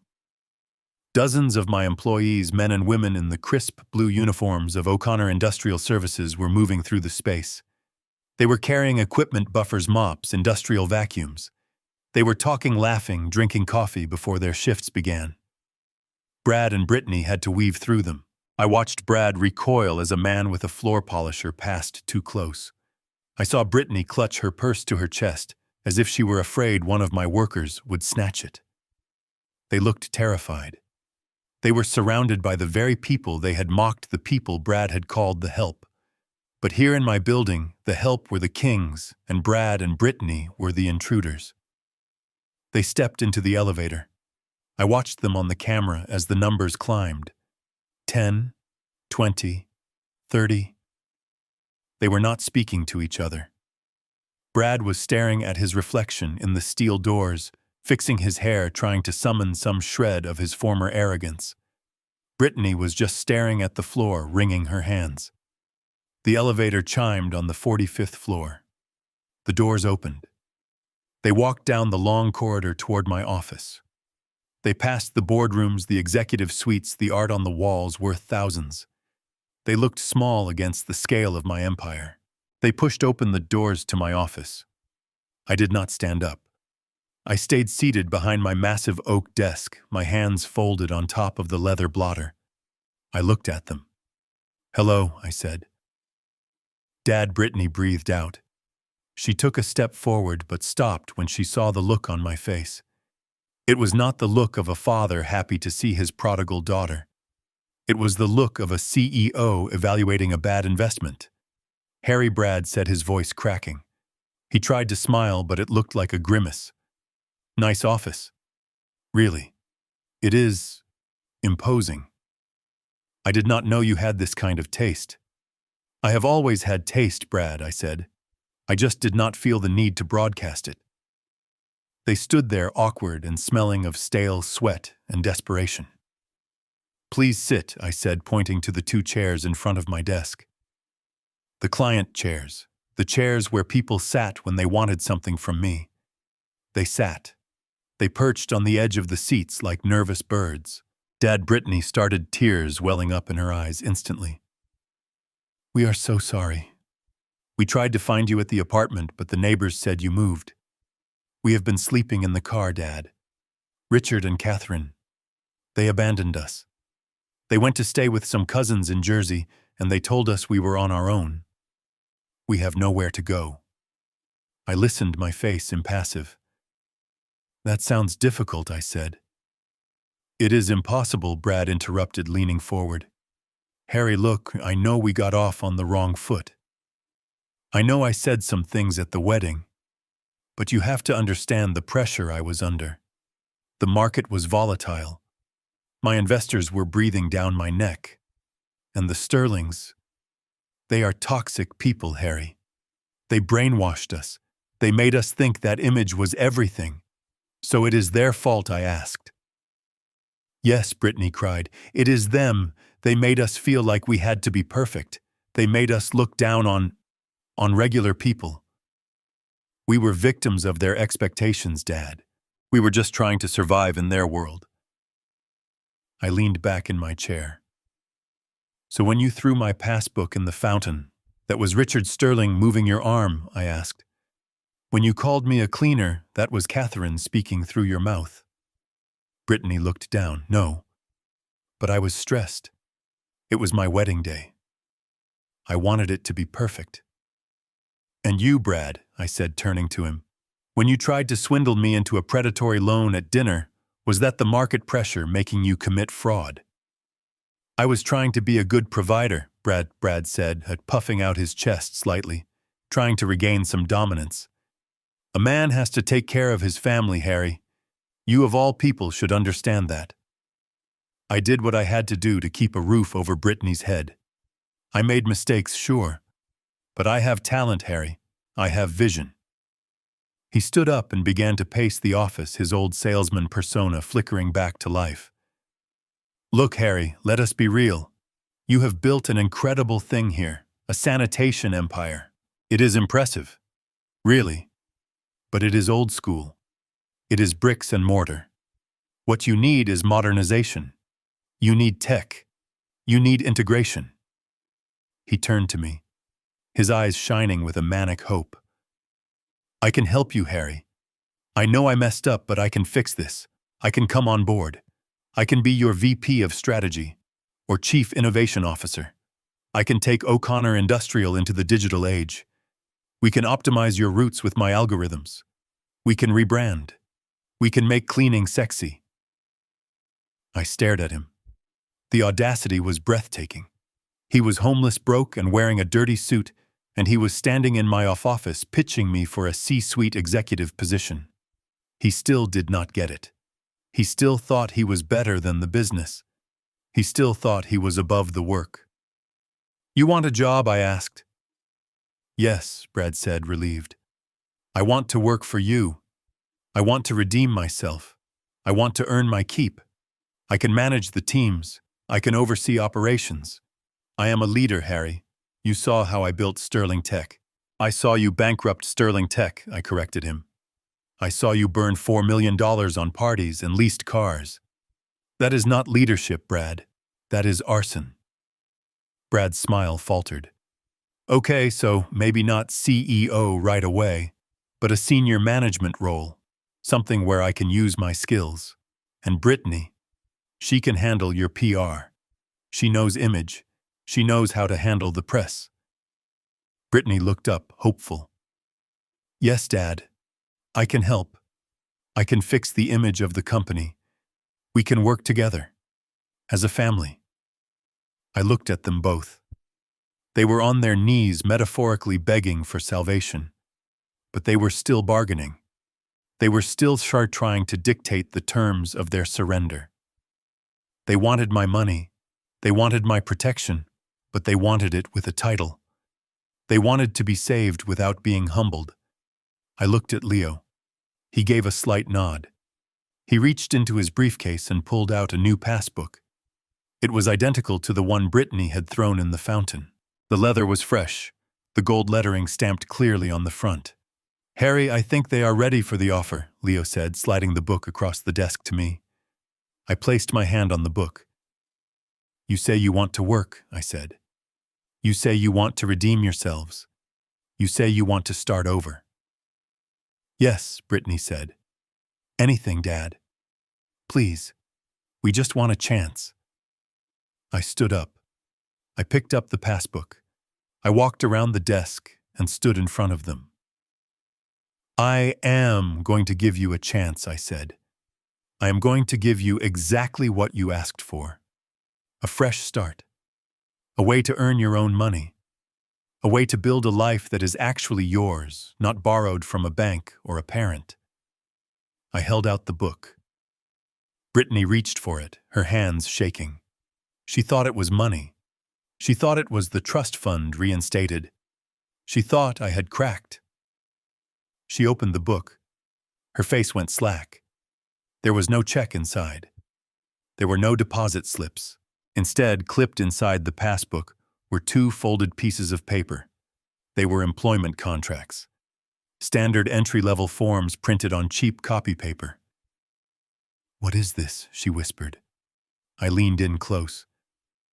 "You said my mom was just a cleaner, Brad. You said I smelled like bleach. You seemed to have a lot of opinions about the sanitation industry. So I decided to give you a chance to learn it from the ground up." I pointed to the contracts. "Those are applications for the position of junior sanitation trainee. Night shift, minimum wage, no benefits for the first 90 days. Brad snatched the book from Brittany. He looked at the paper. "Janitors," he shouted. "You want us to be janitors?" "I prefer the term environmental hygiene specialists," I said coldly. "You start tonight, 10 p.m., Central Station. You will be scrubbing the commuter bathrooms." "This is a joke," Brad said, throwing the book on the floor. "I am a tech CEO. I do not scrub toilets." "You are an unemployed fraud," I said, my voice hard as iron. "And as of this moment you are trespassing. You have two choices, Brad. You can pick up that book, sign the contract, and get to work. Or you can leave. But if you walk out that door, Leo here is going to file the criminal fraud charges we have prepared." Leo held up a thick file. "Grand larceny, wire fraud, embezzlement. We have enough to put you away for 10 years, Brad." Brad looked at the file. He looked at me. He looked at Brittany, who was sobbing silently. "And Brittany," I said, "you wanted to help with the company image. Well, the image of this company is built on clean floors. So you are going to help by making sure they shine." "You cannot do this to me," she wept. "I am your daughter. I am doing this for you," I said. Because for the first time in your life, you are going to learn what $1 actually costs. You are going to learn what it feels like to have your back ache and your hands chap. And maybe, just maybe, when you are scrubbing a floor at 2 in the morning, you will remember the man who did it for 40 years so you could have a soft life. And you will learn some respect. I pointed to the door. Report to the basement for uniforms, or report to the police station. The choice is yours. I turned my back on them and walked to the window. I did not watch them pick up the book. I just listened. I heard the rustle of paper. I heard the scratch of a pen. And then I heard the heavy sound of their footsteps dragging toward the door, defeated, broken, but finally employed. The lesson had begun. The silence in my office was heavy, broken only by the hum of the air conditioning and the ragged breathing of my daughter. Brad stood there, his chest heaving, his face a mask of stubborn pride that was quickly crumbling. He had just thrown the employment contracts on the floor, a final act of defiance from a man who still believed he had options. He looked at me, waiting for me to blink, waiting for me to offer a compromise. He expected me to say, okay, maybe not janitors, how about mailroom? He expected the fatherly instinct to kick in. He was wrong. I did not look at the contracts on the floor. I reached into my desk drawer and pulled out another object. It was a second passbook, identical to the one Brittany had thrown in the fountain and the one Brad had just discarded. The leather was pristine, the gold lettering stamped deep. I placed it gently on the mahogany desk between us. The sound of the leather hitting the wood was soft, but in that quiet room it sounded like a gavel strike. Brittany saw the book, and her weeping stopped instantly. Her head snapped up. Her eyes locked onto the passbook, and I saw a spark ignite in her gaze. It was a desperate, hungry spark. Hope. She thought I had broken. She thought that seeing her husband refuse the janitorial job had forced my hand. She thought this was the real offer, the reinstatement of the trust fund, the money, the salvation. She took a step forward, her hand reaching out, trembling. "Dad," she whispered, her voice thick with relief. You reconsidered. I knew it. I knew you would not let us starve." She looked at Brad, urging him to come closer. "Brad, look," she said. "He is giving it back. The trust." Brad looked at the book and his shoulders dropped. The arrogance evaporated, replaced by a pathetic gratitude. He thought he had won a game of chicken with a billionaire. "Thank you, Harry," he said, letting out a long breath. "Look, I know things got heated, but this is the right move. We can use this seed money to rebuild." "I have ideas, Harry. Great ideas." I watched them. I watched their greed resurface instantly, like a weed that had not been fully uprooted.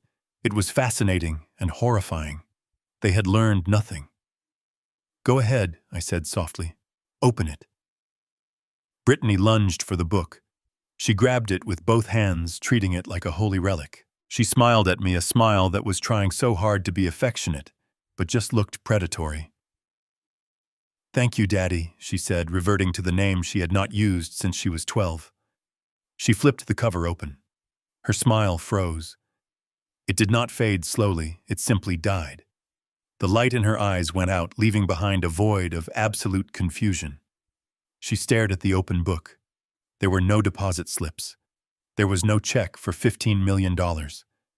There was no routing number for an offshore account. Inside the passbook, folded neatly, were 2 vouchers. They were printed on heavy cardstock. On top of them was a laminated card with a schedule. Brittany reached in and pulled out the vouchers. Her hands were shaking so hard the paper rattled. She held them up. They were requisitions for uniforms. Item: coveralls, industrial blue. Quantity 2. Size medium and large. Item: boots, steel toe, non-slip. Quantity 2. Department: sanitation. Sector: public transit hygiene. Underneath the vouchers was the schedule. Brittany read it out loud, her voice barely a whisper. Monday to Sunday, 10 p.m. to 6 a.m. Location, Grand Central Station. Main concourse and lower-level restrooms. She looked up at me, tears spilling over her lashes again. "What is this?" she asked, her voice trembling with betrayal. "It is your fresh start, Brittany," I said, leaning forward. "You wanted an opportunity. You wanted a career. Well, this is it. You start tonight. Shift begins at 2200 hours. Do not be late. The night supervisor does not tolerate tardiness." Brad snatched the vouchers from her hand. He stared at them, his face turning a deep, violent red. "Uniforms," he shouted. "You are giving us uniforms. You want me to wear a blue jumpsuit. I am Bradford Sterling. I wear Armani." "Not anymore, Brad," I said coldly. "Now you wear what I tell you to wear. Because you work for me." "I do not work for you," he screamed, throwing the vouchers back on the desk. "I quit. I refuse. You can take this job and shove it. Come on, Brittany. We are leaving. We will find another way. We do not need his charity." He grabbed Brittany's arm and tried to pull her toward the door. Leo Katz cleared his throat. It was a polite, dry sound, but it stopped Brad in his tracks. Leo stepped forward, opening a file folder he had been holding.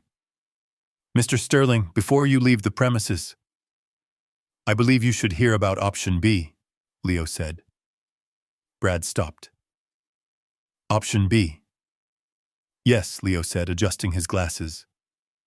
"Option A is the position of junior sanitation trainee. It comes with a minimum wage salary, access to the employee break room, and after 90 days a dental plan. It is honest work, hard work, but honest. And option B." Brad sneered. Leo pulled a document from the file. It was stapled and thick. "Option B is federal prison," Leo said calmly. The room went silent. "Excuse me," Brad whispered. Leo held up the document. "This is a criminal complaint drafted by our legal team, ready to be filed with the district attorney and the SEC.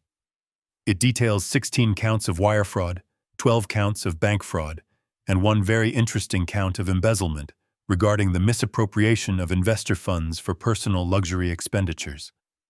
Specifically, the leasing of high-end vehicles and the financing of a wedding reception on a corporate account that was legally insolvent." Leo paused, letting the words sink in. "We have the receipts, Brad. We have the emails. We have the forensic accounting logs. You moved $400,000 of investor money into a personal offshore shell company 3 days before the wedding. That is grand larceny. That carries a mandatory minimum sentence of 10 years in a federal penitentiary. And since you crossed state lines to do it, it falls under RICO statutes."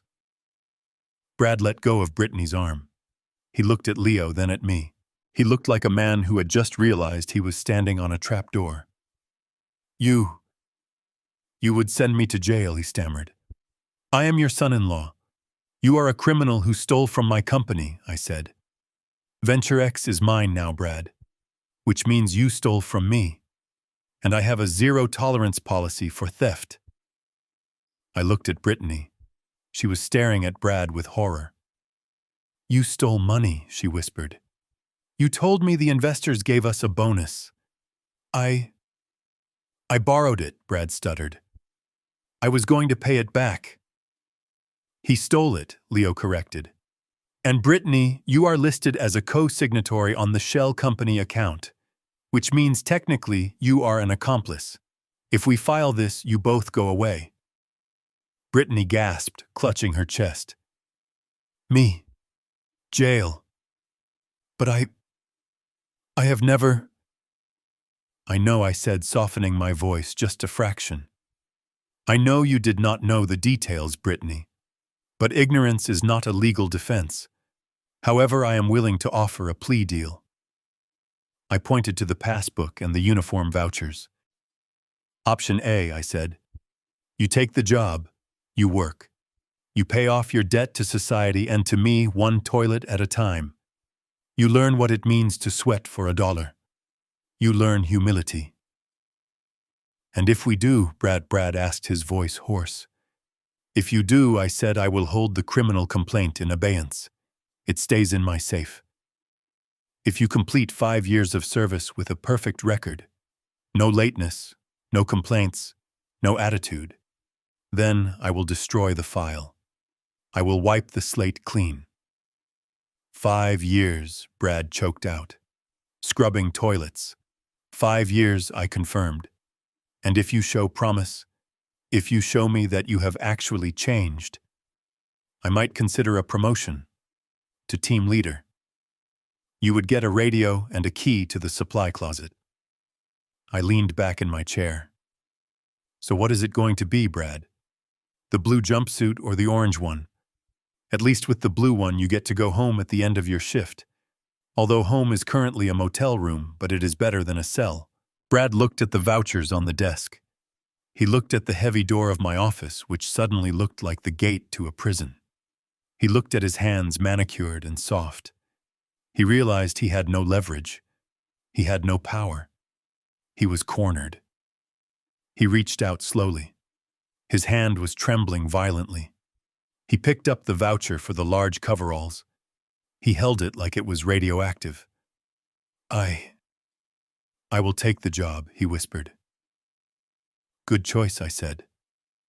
I looked at Brittany. And you? She wiped her face. She looked at the second voucher. She looked at me, and for the first time I saw something other than entitlement. I saw fear. And underneath the fear, I saw respect. She realized I was not the man she thought I was. I was stronger. I will take it, she said, her voice barely audible. I will do it. Leo closed the file with a snap. Excellent. Report to the basement level B2. Ask for Mr. Kowalski, the shift supervisor. He has your uniforms ready. Do not keep him waiting. He hates it when the rookies are late. They turned to leave.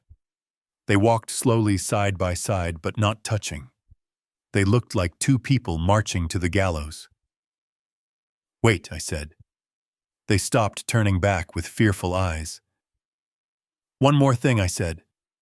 I picked up the passbook from the desk. You forgot this. I held it out. Keep it, I said. Put your pay stubs in it. Watch the numbers grow. It won't be $15 million. It will be minimum wage. But it will be the first money you have ever actually earned. And trust me, that money feels different. It feels heavy. Brittany walked back. She took the passbook from my hand. She held it tight. She did not throw it this time. She did not look at it with disgust. She looked at it like it was a lifeline. Thank you, Dad, she whispered. Don't thank me, I said, turning my chair toward the window, dismissing them. Thank Mr. Kowalski. Now get out of my office. You have a shift to catch. I heard the door close. I swiveled my chair to look out at the city. The lights were coming on in the skyscrapers. Somewhere down there in the belly of the city, my daughter and her husband were putting on blue coveralls. They were picking up mops. They were about to start the longest night of their lives. And for the first time in years, I smiled. Not a cruel smile, but a satisfied one. The passbook wasn't trash anymore. It was a textbook, and class was finally in session. The wind on the rooftop of the O'Connor Tower was strong enough to whip my tie around my neck, but I did not button my jacket. I stood at the very edge of the parapet, looking down at the grid of Manhattan. From here, the cars were just streams of red and white light, blood cells flowing through the arteries of a concrete giant. The city was loud, a constant roar of ambition and survival, but up here, it was just a low hum. It was the sound of a machine I had spent a lifetime learning how to operate. I held a glass of single malt scotch in one hand and my phone in the other. It was done. The lawyers had filed the paperwork. The assets had been seized. The locks had been changed. My former life as the invisible janitor was over. I was Harold OConnor again. But I did not feel triumphant. I did not feel the rush of victory I used to get when I closed a major deal. I just felt light. A heavy, suffocating weight had been lifted from my chest, a weight I had carried for 20 years, called parental guilt. I looked at the screen of my phone. I had one last call to make. One last transaction to clear the ledger. I dialed the number for the St. Jude Children's Research Hospital. I knew the director personally, though he only knew me as a modest annual donor.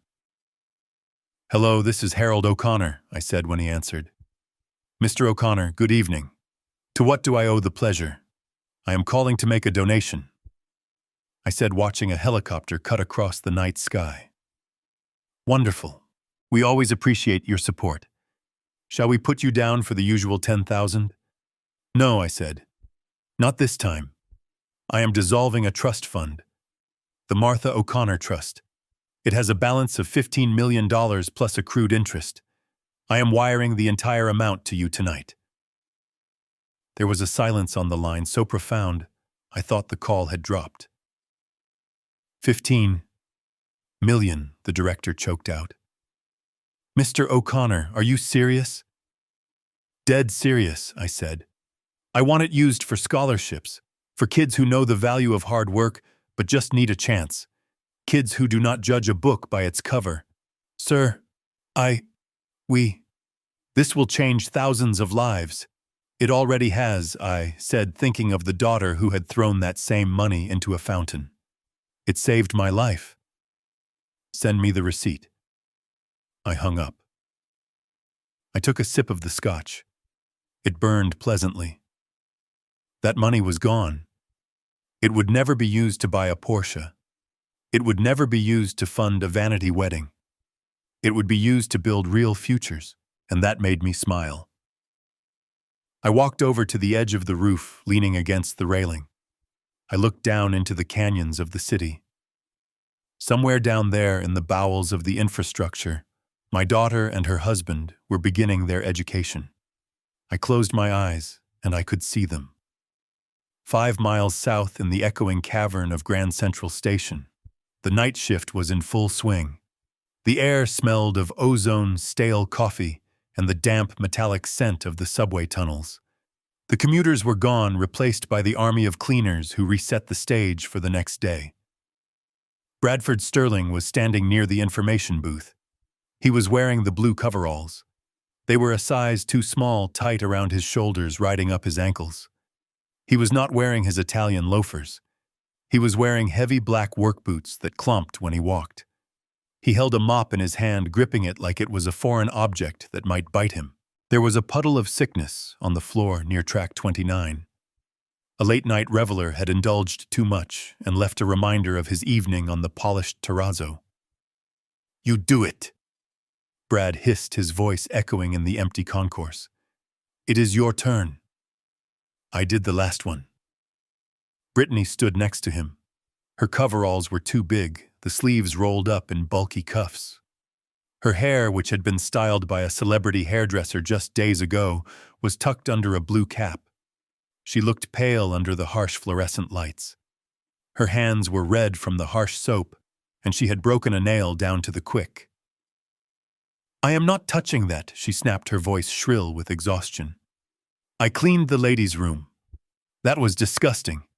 This is biohazard. You do it. You are the man." "I am the CEO," Brad shouted, throwing the mop down. "Or I was until your father stole my company. This is your fault, Brittany. If you had just accepted that stupid book, we would be on a beach right now. But no, you had to throw it in a fountain. You had to be a diva. Do not blame me," Brittany screamed back, pushing him. "You were the one who called him a cleaner. You were the one who laughed. You were the one who committed fraud, Brad. If you hadn't stolen money from your investors, we wouldn't be in this mess." They stood there chest to chest, screaming at each other in the middle of the empty station. Two people who had promised to love each other for richer or poorer, now finding out exactly what poorer felt like. They hated each other. The veneer of their perfect marriage had been stripped away by manual labor and minimum wage, leaving only resentment and blisters. Mr. Kowalski, the night supervisor, walked up to them. He was a short, stout man who had been cleaning floors since before Brad was born. He looked at the mop on the floor. He looked at them. "Sterling O'Connor," he barked. "Less talking, more mopping. If that floor is not spotless in 5 minutes, I am writing you both up. 3 write-ups, and you are fired. And remember, the boss is watching." Brad scrambled to pick up the mop. "Yes, sir. Sorry, sir." He dipped the mop into the bucket, the gray water sloshing over the rim onto his boots. He grimaced and started to push the mess around the floor, his movements clumsy and resentful. Brittany turned away, unable to watch. She walked toward the exit doors, needing a breath of fresh air. She pushed open the heavy brass doors and stepped out onto 42nd Street. The city lights were dazzling. Taxis honked, tourists took photos, and the energy of New York pulsed around her. She hugged her arms to her chest, shivering in the cool night air. She looked down at her hands. They were rough. The skin was dry and cracking. She had never had rough hands. She had always had manicures and lotions. Now she looked at them and saw her father's hands. She looked up. Directly across the street, towering over the intersection, was a massive digital billboard. It was one of the most expensive advertising spaces in the city. The screen flickered and changed, displaying a new ad. It was a simple image, a black background with bold white text. "O'Connor Industrial Services. We clean the world you live in." And underneath the text was a picture. It was not a picture of a mop or a bucket. It was a picture of a man. It was me. I was wearing a hard hat, standing on the steel beam of a skyscraper overlooking the city. I looked strong. I looked proud. I looked like a titan. Brittany stared at the giant image of her father looming over the city. The father she had been ashamed of. The father she had hidden in the corner. He was 50 feet tall, glowing in high definition, commanding the attention of the entire world. She realized then that she had never really seen me. She had looked at me for 28 years, but she had never seen me. She had only seen what she wanted to see. A checkbook, a servant, an embarrassment. And now I was the king of the city, and she was the servant. A tear rolled down her cheek, cutting a clean line through the grime on her face. She looked down at her blue uniform. It was the same shade of blue as the logo on the billboard. She belonged to me now, not as a daughter, but as an employee. She let out a sob, a sound of pure regret that was swallowed by the noise of the traffic. She turned around and walked back into the station, back to the bucket, back to the mop, back to the life she had earned. High above on the rooftop, I turned away from the railing. I did not need to see them to know they were there. I knew the schedule. I knew the work. I knew it would make them or break them. I finished my scotch. I set the glass down on the parapet. Leo was waiting by the door, holding it open. "Ready to go home, Harry?" he asked. "Yes, Leo," I said. "I am ready." I walked across the roof, my footsteps echoing on the gravel. I did not look back at the city. I did not look back at the past. I had cleaned my house. I had balanced the books. I walked through the door and into the light, leaving the darkness of the night behind me. The door clicked shut with a sound of finality. It was over. And for the first time in a long time, I was free. My daughter thought wealth was defined by what you drive or wear, but she learned the hard way that true power is what you build with your own hands. I didn't punish them to be cruel. I punished them to save them from their own emptiness. Sometimes rock bottom is the only foundation solid enough to build a real life on.